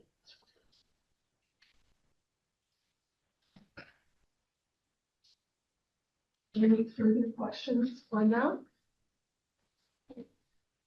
All right, we'll move on to the HR report for Angela. Any questions related to that? Any thought of any kind of job fair or anything for those kind of positions? We do put a fair amount into recruiting and everything for other positions, and I can tell these you are very that lacking. I've actually sat in on a couple job fairs locally. And I don't know if it's me or not, but they just seem to run right by me. We don't really have, I think because we're the school district, we're amongst oil and gas, and we're amongst, I don't know if people just don't expect to see us there. But we were there for we tried it a couple times because of course I was new into the QPHR at that time. So I was like, no, we'll have success and we'll go, and we didn't have any success, like going to like the Pomeroy Center or we tried one of their ones down at the Pomeroy Arena or whatever, but we didn't have uptick.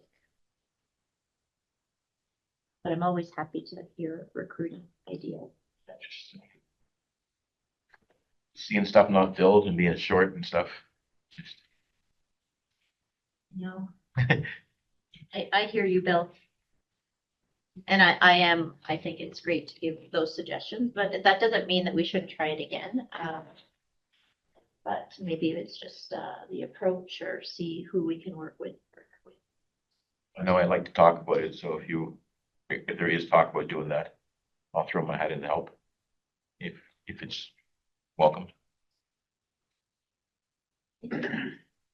With all the bus drivers we saw retiring at the retirement dinner, I look at that 20 resignations and go, yeah, a lot of those were from transportation. Okay. Calling the question on Angela's report, all in favor? Thank you all very much. Moving on now to item number 9 on your agenda, reports of the regular committee of the whole meeting, June the 3rd, which is pages 18 to 19 in the package.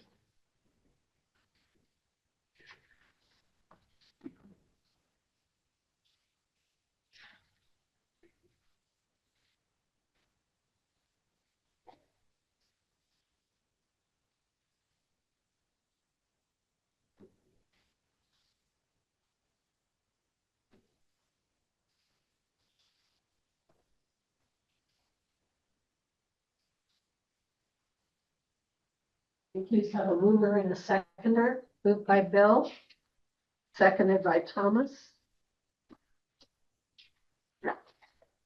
Are there any errors or omissions?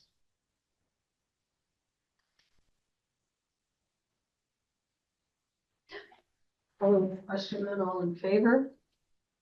Thank you. Business arising from the minutes. The action item of a list of summer projects that will carry forward to after the summer. The agenda.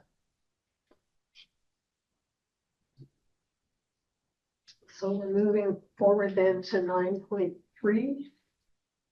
And we have our policy committee meeting notes. And we're looking first of all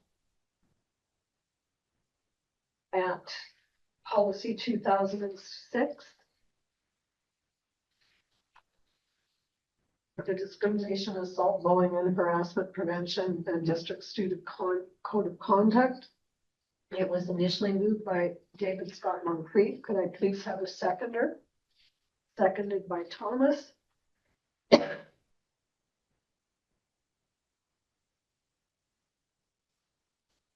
Any further discussion? What's our feedback? Pardon? No. No feedback, then calling the question. Thank you. Would you like a tea? No, I'll grab water in a minute. Thank you. Policy 2010, discipline. This is a deletion. I need a mover tonight. David Scott Moncrief. And the reason for deleting this is that the information is contained within other policies and was more procedural. So. Thank you. Thanks, Leo. Policy 4031. Teacher sick leave credit. Could I please get a mover for this policy? Moved by Madeline.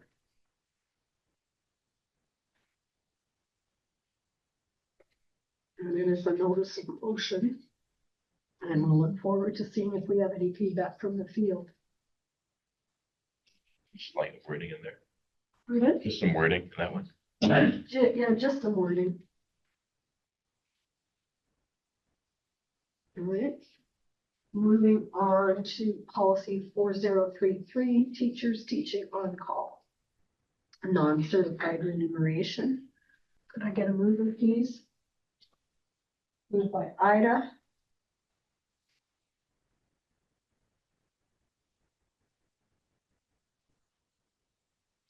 Great, that will go up for notice of motion.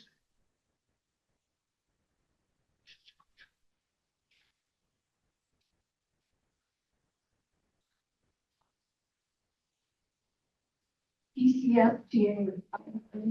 I have no report, no. What I'm going to mention under here, and I did forward to you from the board chairs, the safe access zones. Can you speak a bit more to that? Because my speaking is. No problem, Helen. And so this originated a little while back, as you sort of saw around the province, some of the protests and in a few cases, kind of infringed on the workings of either whether it's board meetings or community meetings or even on the school sites themselves in some cases. And so this legislation was born out of those concerns of safety. The current legislation that was passed 2 weeks ago now is in effect until the end of June only. So it's only in effect for 2 more weeks. Not to be confused with the legislation around Section 177, which you might have heard of previously, which is more around individuals who are posing a bit of a threat on school property. That still exists and is dealt with on an individual basis. This is new legislation around group gatherings where it crosses a line over to significant disruption in the running of a school. It does not apply to school board offices. The government also has the option of picking up this legislation again without having to pass it again. They have the option of reenacting it, re-engaging it in the fall if they choose to do so. Question? No, I think that kind of wrapped up the question is why would they pass a bill that was only good for a month and a half if they had no intention of revitalizing it? But your question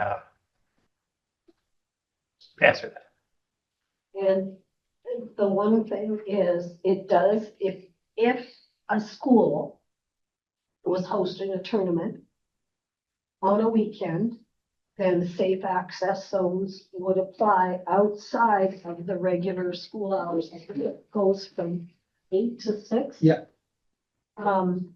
But if a community club, such as Ice Picks, was hosting a volleyball tournament at a school on the weekend, safe access zones don't apply.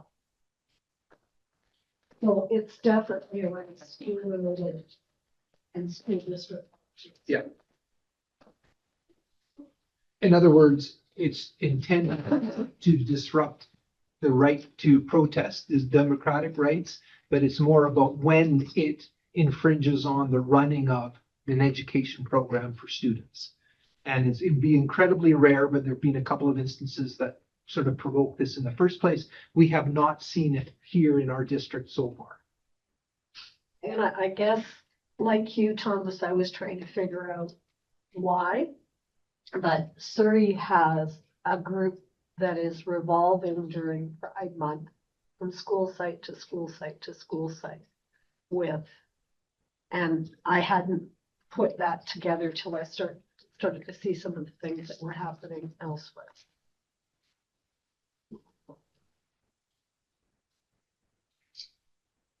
Anything for BCPC, Madeline? Maybe just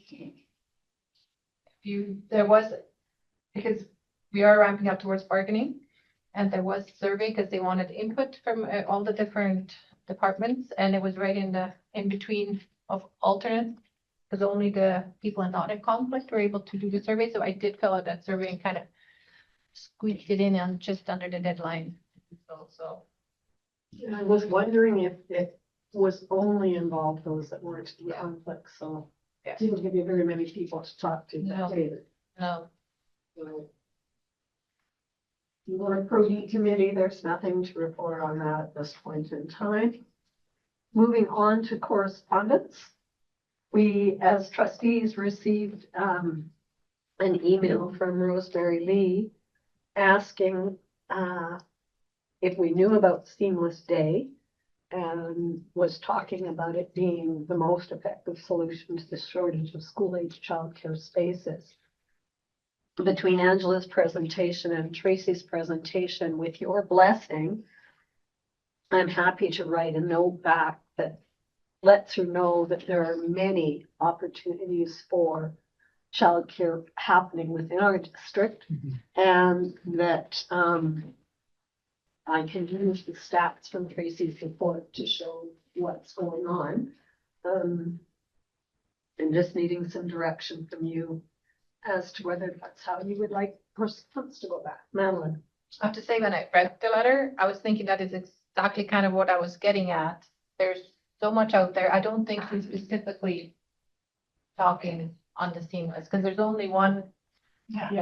So I'm thinking she is thinking something else. So that's just it. If you have all these different, and then some of them are, and there's some fairly complicated acronyms, then I think it's hard to understand what is what. Well, and even giving this lady the lay of the land and how many different places and types of care we have going on, and that Seamless Day is only one of many programs, and the problem with Seamless Day is it's one of the ones that requires a certified early childhood specialist, whereas our before and after school care. Thank you for saying RA, because I was trying to figure out what RA was in some of those reports, and you mentioned that it's a responsible adult for before and after school care, so. Yeah. All right, I will draft a letter and before it goes. The next letter in your package is related to the letter that we signed with 6 other medium-sized school districts that we sent, where we're not seeing any increase in funding, and that the funding formula didn't follow through on all of the revisions, and that inflation is not being addressed, so basically our budgets are not doing everything that we need them to do. So this was the minister's response to that.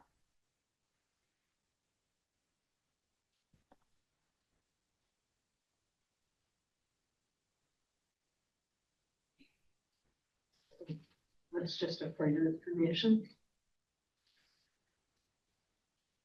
And the next letter is also from the Minister of Education, and it's to do with anti-Semitism. I'm not aware of any issues in our district, but again, there's a provincial flavor that's gone on that drove the need for this letter. Yep.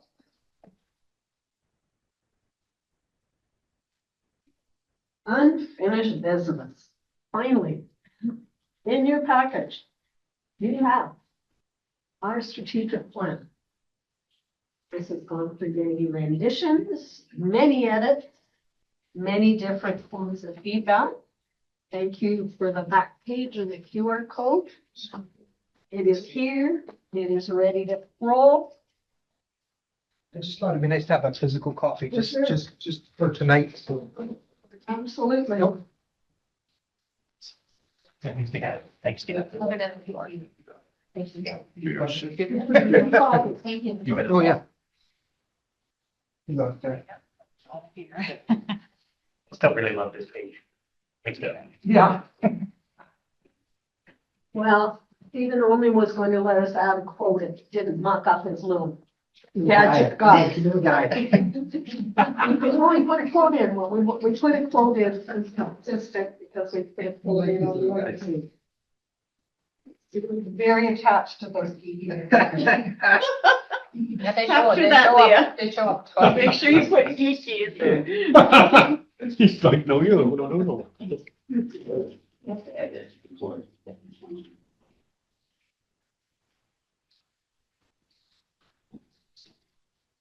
At some point for us, if we put forward this motion, we'll do to, some of the things are directed to staff to respond to.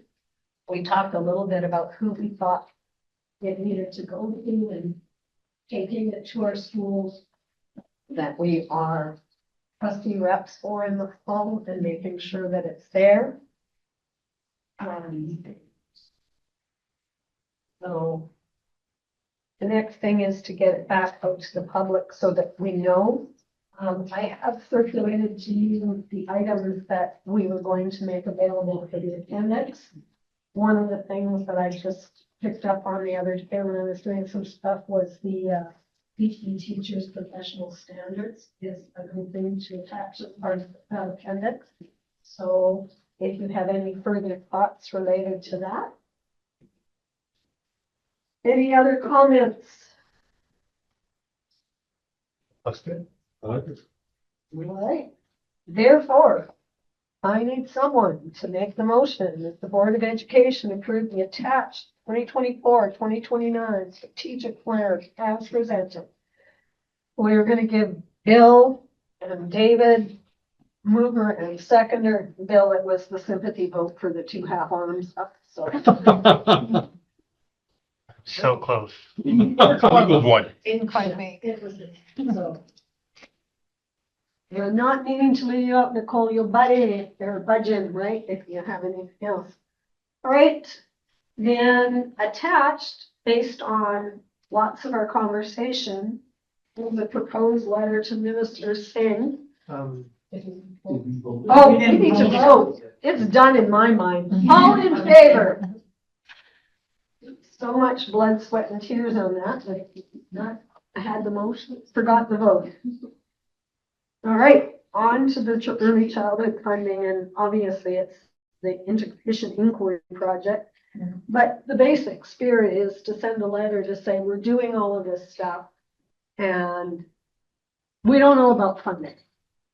And it would be nice to have a predictable funding model where we knew that we weren't going to hear about programs that we're already wanting to start to run in the new school year in September. And I'm just making sure that this fits with what you want said.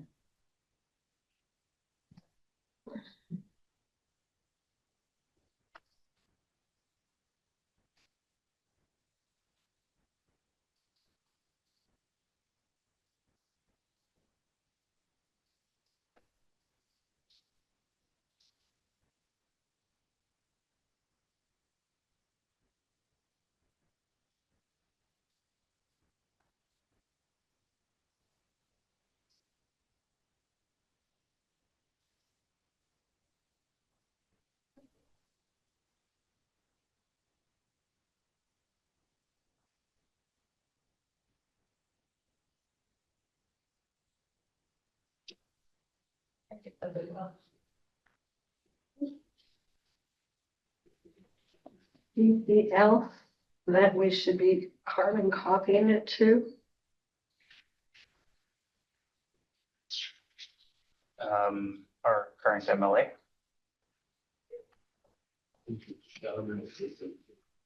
Yeah, which I believe is Shirley. Could be Shirley. The shadow is actually Dan Davies. He's been moved back to education. Oh, really? That's right. Oh, not yet. Well, him too. You sure?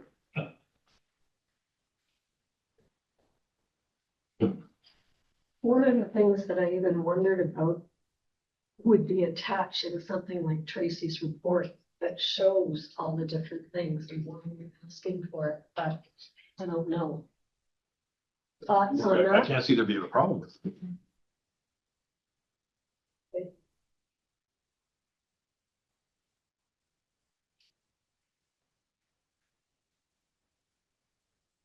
Right. I could attach on Noah's budget too, but. Attach Tracy's report. And we'll just add some context into that letter as well then, explaining why we would attach that. Yeah, to just show.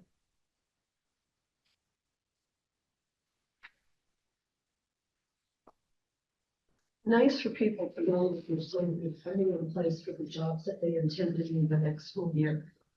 Yeah. And for parents. Yeah. No, and they would just expect us to find the funding. Yeah. There's programs that parents are really invested in, and some of those preschool programs in the schools are not there. These are intensely hiring in those schools and that take on them. So, and one of the things it does do, if you have a good before school program going on, does it alleviate your school's need to do ready to learn? But you don't have to put the same energy into registering when you know you've got that opportunity existing, so.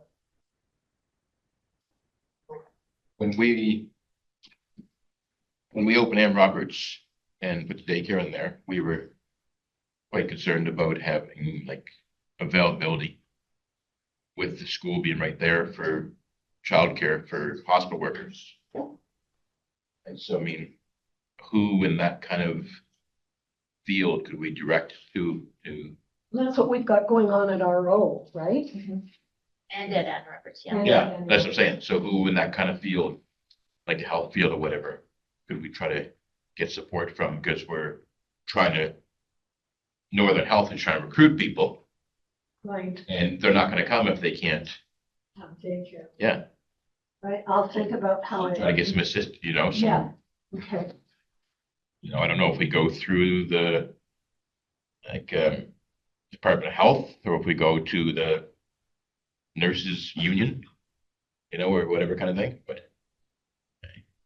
Well, there, if I, Yeah. they're already there's already a set amount and unfortunately I can't remember the seats off the top of my head allocated to Northern Health workers at Ann Roberts Yeah. Young.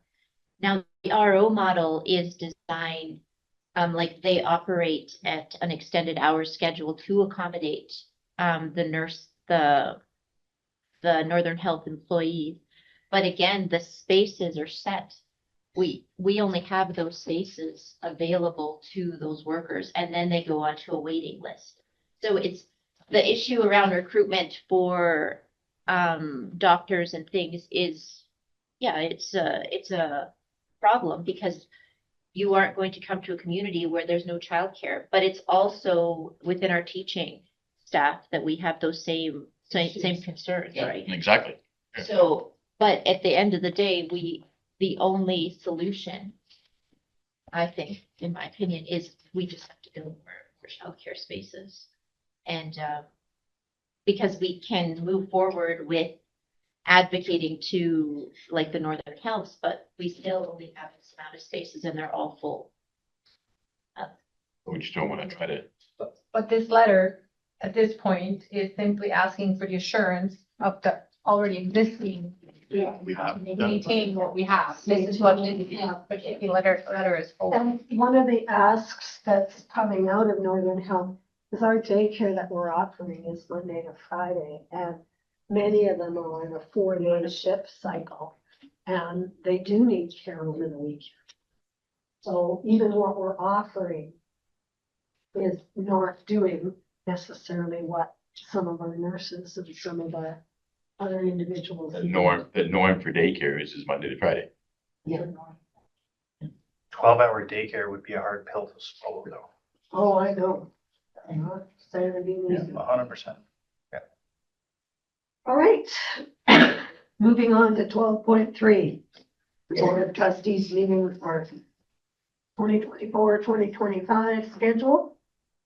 I need a motion that the Board of Education approve the attached Board of Trustees meetings for the 2024 to 2025. Moved by Thomas. Seconded by Ida.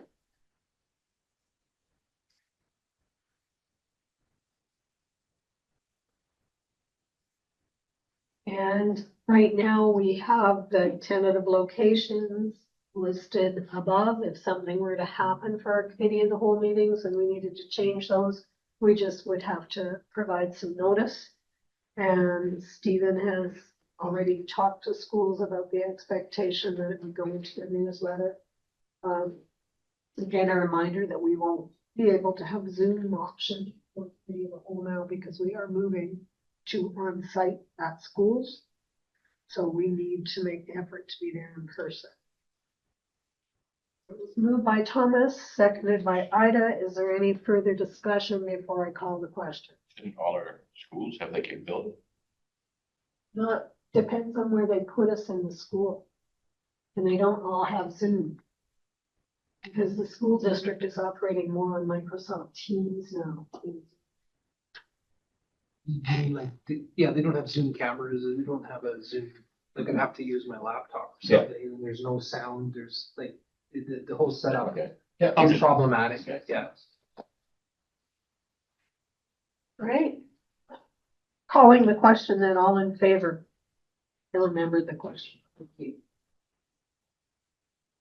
And Angela is going to take us into background for the third and final reading of our annual budget bylaw.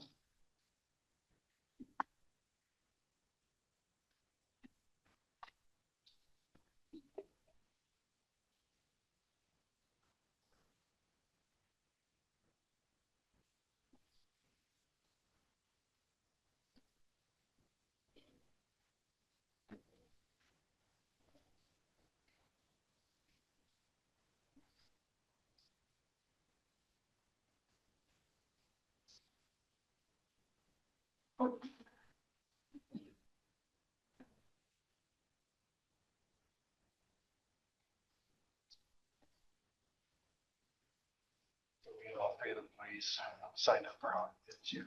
You're saying $1,500 later.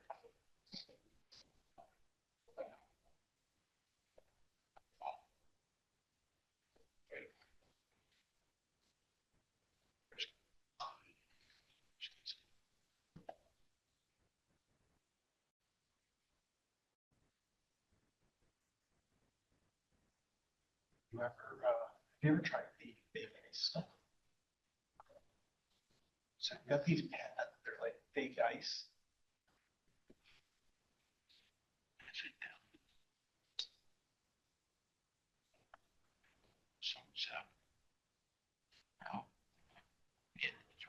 Oh my goodness. Someone needs to run this for me. Okay, here we go. I haven't been to see it. It's down on the other side of the highway. So first of all, I just want to say congratulations on passing your strategic plan. That was a lot of hard work and a great job by everybody involved. That was well done. And it was nice to see the process. Maybe it was great to be involved in the process. So, preliminary annual budget, not really a lot of changes. It just needed to be reviewed by,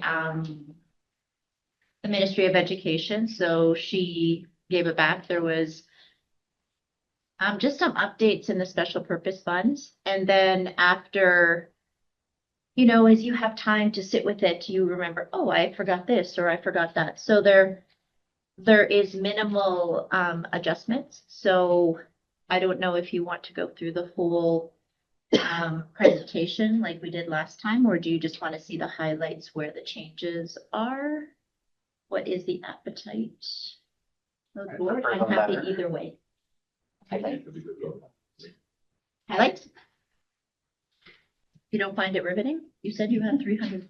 That's what I was thinking. Are you saying I've still got them in my head. Okay, very good, very good. That's just about the changes. Pardon me? 300 questions about the changes. Uh-oh. Well, I appreciate you going through it, Thomas. So the first change is that the other enrollment, I had it at 0.25 and it went up to 0.625. So the other is really the homeschooling and the course challenges. So that went up by a small amount. And the format can be the same as usual, like you could just stop me along the way. There's no changes here. There's still the ministry funding did not change at all from the last presentation. And then neither did any of the other revenues that we had adjusted. So it's still 82,349,308 for our operating revenue for the 2024-25 preliminary budget. Again, showing that we are funded 97.86% by the Ministry of Education and Childcare. I did do some minor adjustments and I have a summary at the end, but the operating expenses are coming in at 82,614,927. with the majority of that, almost 80% focused on instruction.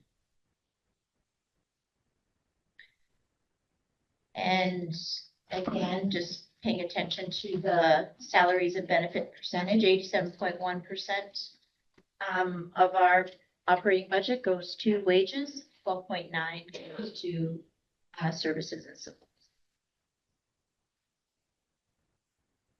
There it is, just visually, how kind of a visual of what it takes to operate the district, which is people. Schedule 2 just shows the total revenue less expenses, leaves us at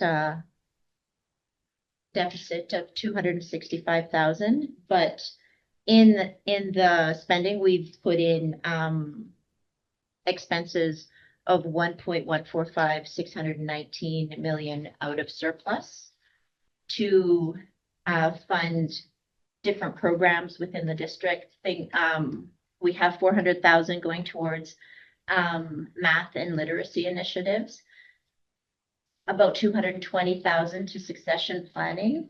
We have approximately 95,000 going towards some buildings and building upgrades and equipment.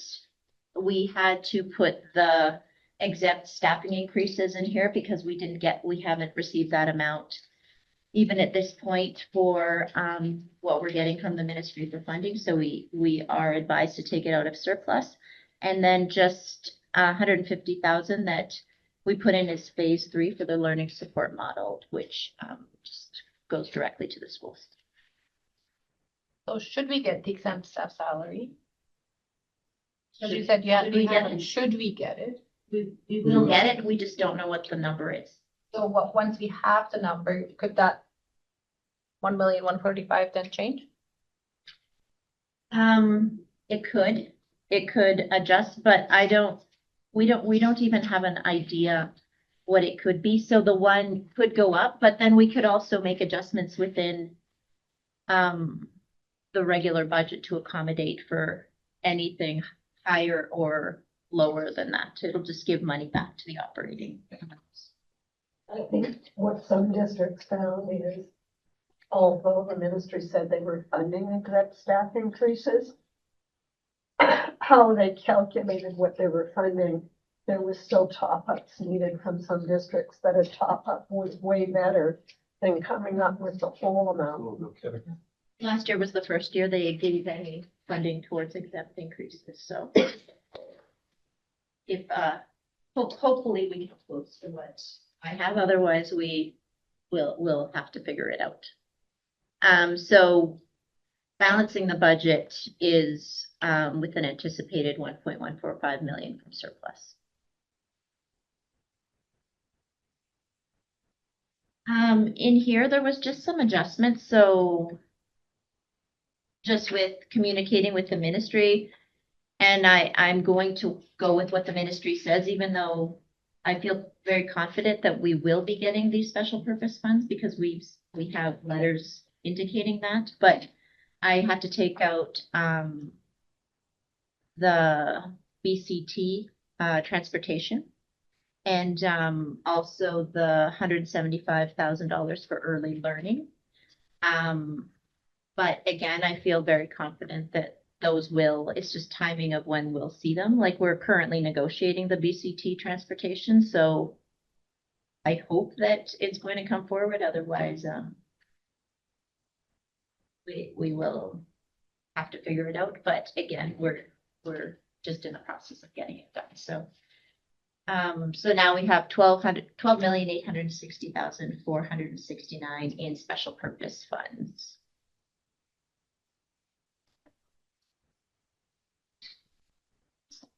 And then the bylaw, which shows up in statement 2, which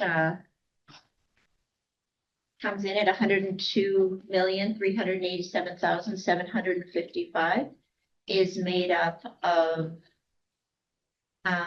capital fund, schedule 4 of 6. Sorry, I'm just going to pull this out because my notes are. The capital fund is 6,000,000 $6,332,359. We have operating total expenses of $82,614,927. We have tangible capital asset purchases of $880,000. And then special purpose funds combined for expenses and capital assets of $12,860,469. Because if you recall, we have we're projecting $1.5 million out of the integration inquiry project that will be going out of the special purpose funds for capital purposes in the upcoming year.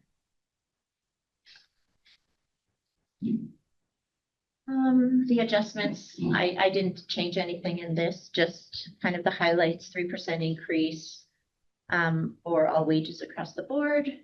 All ratios are going to be met at this time. Learning support model funds allocated to schools, some inflationary consideration, definitely not keeping up with inflation, but we've tried to put some increases in there.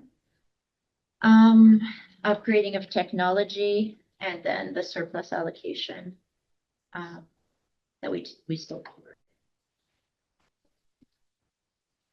So I just wanted to kind of highlight what the previous changes were after the review and then after our kind of budget deep dive, because I had the opportunity to go back in, and I really shouldn't, but I just keep just till the last minute making adjustments. So function 1, you'll notice there's an overall increase of 64,923. Now that is largely because I shifted, after talking to tech, there was a decrease in the server prices. So I had some funds there. So I took them away from capital and I moved them to expenses. Then I realized that I had forgot to put the Indigenous Education Council expenses in, even though I claimed the revenue. So I made an adjustment for that. And then just some movement. So I feel very confident with the numbers I'm presenting tonight. Not that I didn't feel comfortable last time, but I have a little bit of extra time now. So decrease to function 4, district administration. And I'll send this presentation out after. And then just because I noticed I had made just HR funding allocation, I had made some adjustments there. Overall increase in operations and maintenance because I reviewed utilities and realized that it was a slight year, so I should probably make some accommodations for it this year. So I bumped up the utilities and then had to take that number from somewhere else. So there's an overall increase of 27,639. And then I also made an adjustment to fuel that I'm more comfortable with the amount for next year. So overall, I have an increase in expenses of approximately 85,000. But again, I didn't magically find that because my revenue didn't change. It was really just shifting between the assets and expenses. And so that is my budget for the 2024-25 year. All right, so could I please get a motion that we proceed with the third and final reading for our budget? The budget bylaw for 2024-2025. Moved by David.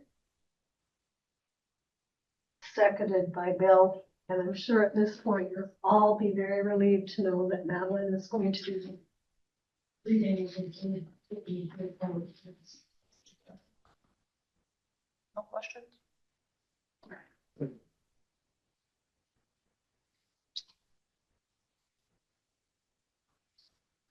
Figured I'd give it a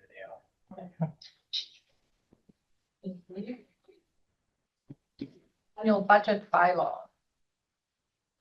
Bylaw of the Board of Education of School District Number 60, Peace River North, called the board to adopt the annual budget of the board for the fiscal year 2024-2025 pursuant to section 113 of the School Act, RSBC 1996, B 412, as amended from time to time, called the Act. Board has complied with the provisions of the Act, ministerial orders, and Ministry of Education and Child Care policies respecting the annual budget adopted by this bylaw.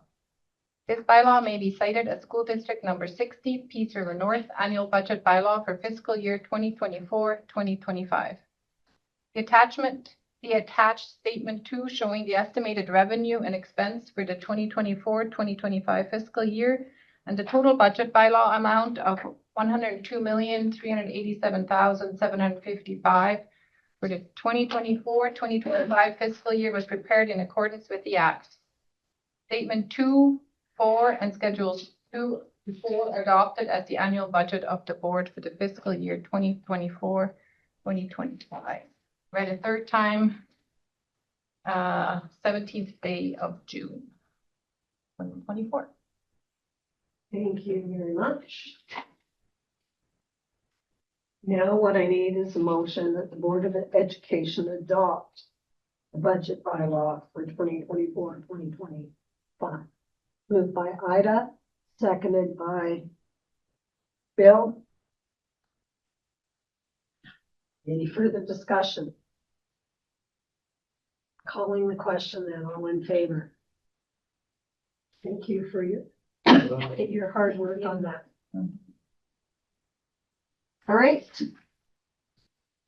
Angela, Yes. do you want to discuss this before or after the motion? Whatever you Word for that. Okay. Could I please have someone make the motion that the Board of Education approve the attached 2025-2026 major 5-year capital plan submission? Moved by Madeline, seconded by Nicole.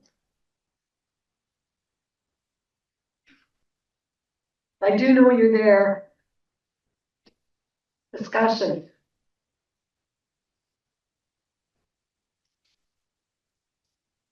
like just. Yes, please. So we've really made no changes to what the proposal was last year. We've just upgraded costs. What we've done is we've in the background document. So this is the submission, but when I go into the program that I have to record, there's quite a bit more information in there. So after speaking to the capital planning agent, they propose we take kind of a 2-tier approach to address the issues. Like we have issues at Dr. Kearney, but at the end of the day, we need to build classrooms to accommodate those students as opposed to getting a gym and getting additional space. So they kind of presented a 2-tier approach to get the classrooms built because they're proposing these modular builds now. So if we can get classroom space through the modular builds, then the other piece would be secondary. Not going away, but they don't see an additional gym as competing with classroom spaces throughout the province where other schools don't even, they have double the amount of kids in the classroom because they don't have anywhere to put them. So this is kind of our proposal. They thought that this was a good plan. Hopefully it works. And then, so we've done the same approach for Dr. Kearney and Burt Bowes. And then Charlie Lake, sorry. Okay. Oh, I thought you had finished. No. Charlie Lake, we've proposed the same thing. They think it would be quite progressive for our district to kind of do the same hybrid build, use modulars for the classroom space, and then all the supporting, like the gymnasium and the hallways and media tech rooms, things like that would be stick builds. So we would be doing a hybrid, and they haven't had one of those in the province yet. So they think that will grab the attention of the ministry. So we're trying something new. The other thing is that Charlie Lake was built in the 1940s, so it is approaching its end of life. So it is a priority within the district, as well as Dr. Kearney in the next couple of years is showing a little bit more need than Bows. They're both showing need, but we put Dr. Kearney as the #1 priority just for space constraints that we see coming up here in 4 or 5 years. So that is the approach we took, and hopefully it benefits us, but they have kind of given us the, don't get your hopes too up, because we have other places in the province that are far more in need than you, so. 101 is a different cap. Yes, we've already received the funding. Okay, good. So this is our ask for the upcoming. Perfect, thank you. Bill, I totally get where they're coming from, with the classrooms compared to the gymnasium. We do have to remember that technically that is a class. I do remember And, that. yeah, no, I mean, I'm just saying, and also that there's No. 5 months of the year, right, that, That's being optimistic. yeah, like some other districts that we can't go outside and take use kind of thing unless, we're going outside snowshoeing here or something, but. No, I understand that. They understand that as well. Our capital planning officer does understand that, but she's just saying that if we were to put it in as a stick build for everything, the chances are much lower so we're trying to increase our odds of at least getting classroom space and then addressing the other spaces once they're able to give us those spaces. And our lack of a common space there in those schools has really shrunk, I think. For sure. That's that ancillary, I'm much better at typing it than saying it, ancillary space.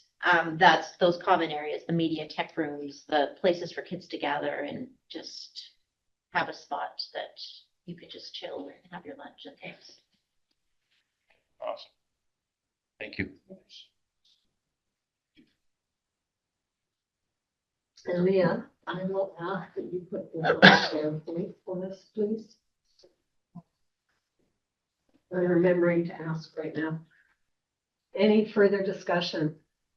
It was very interesting to see how the modular ad in Boston Creek knows and what we can learn from their experience should we be fortunate enough to get them. All right, calling the question and all in favor. New business. Michelle. Your turn.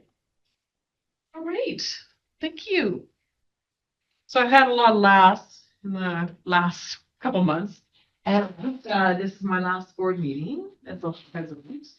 And so I just want to thank the board for 12 years of great service to students and student staff and to have worked with lots of different incoming, outcoming board members, and just thank you for the work that you do, and wish you well. And I'm going back to the classroom. I'm not sure if you knew that. I'm teaching grade 3-4 at Elmwood Holland in the fall, and really looking forward to that. Yeah, I think I've worked with Larry Espy as far as superintendent, Dave Sloan, Stevens. Okay, 12 years is sufficient time. And did I say that Donna Balmer will be the new local president? And we have a new vice president. Her name is Naomi Broadhead, and she's a LAT at North Peace. So local will be in very good hands. And thank you for putting up with me for. Well, Michelle. Oh my goodness. I don't remember anybody leaving your role, which is a very difficult one, and going back to the supreme place in the district, which is the classroom. And so from the board, what we have for you here is a back to the classroom basket with some of the important basics like Kleenex. And what we did is we did a little digging with some of your colleagues, including the colleague classroom that you're moving into. Oh. And these are items that she thought would be good to add to the classroom, but I owe you some 10-sided dice because there's no way one can get those on short notice in town. Wow, thank you so much. I don't even know what to say. Thank you. This is very meaningful. Here we get it. Oh, yes. Well, I saw the strategic plan and I was like, I have to be there for when that happens because that's an important mark for the district and for the board, and so excited with what I read in it. So good work for everybody. Congratulations and thank you. And thank you for this. Thank you. I'm looking forward to going back, honestly. I do have a plan retirement wise and I, kind of need current teaching experience. I don't know if you know that, but that's important. It's important to me. So thank you. You can always come back and visit us. I could. You could just attend me in this college. True. Highly unlikely. But I could. Yes, it's It should been, be easy to get volunteers for your classroom. Absolutely. right? Oh, And when your school does do a presentation, I mean, you know us. yes. So interesting that you would even mention that, but I've got Dan Davies already coming to present when I do government. I mean, when your school does like framework presentation, Oh, for framework. Oh, you know us. yes, I do. That's right. Very true. That way. And we're not scary. No, you would be very welcome. Actually, when we talk about local government though, too, there is the whole structure of the school district as well. Anyway, that's totally on the side, but thank you very much.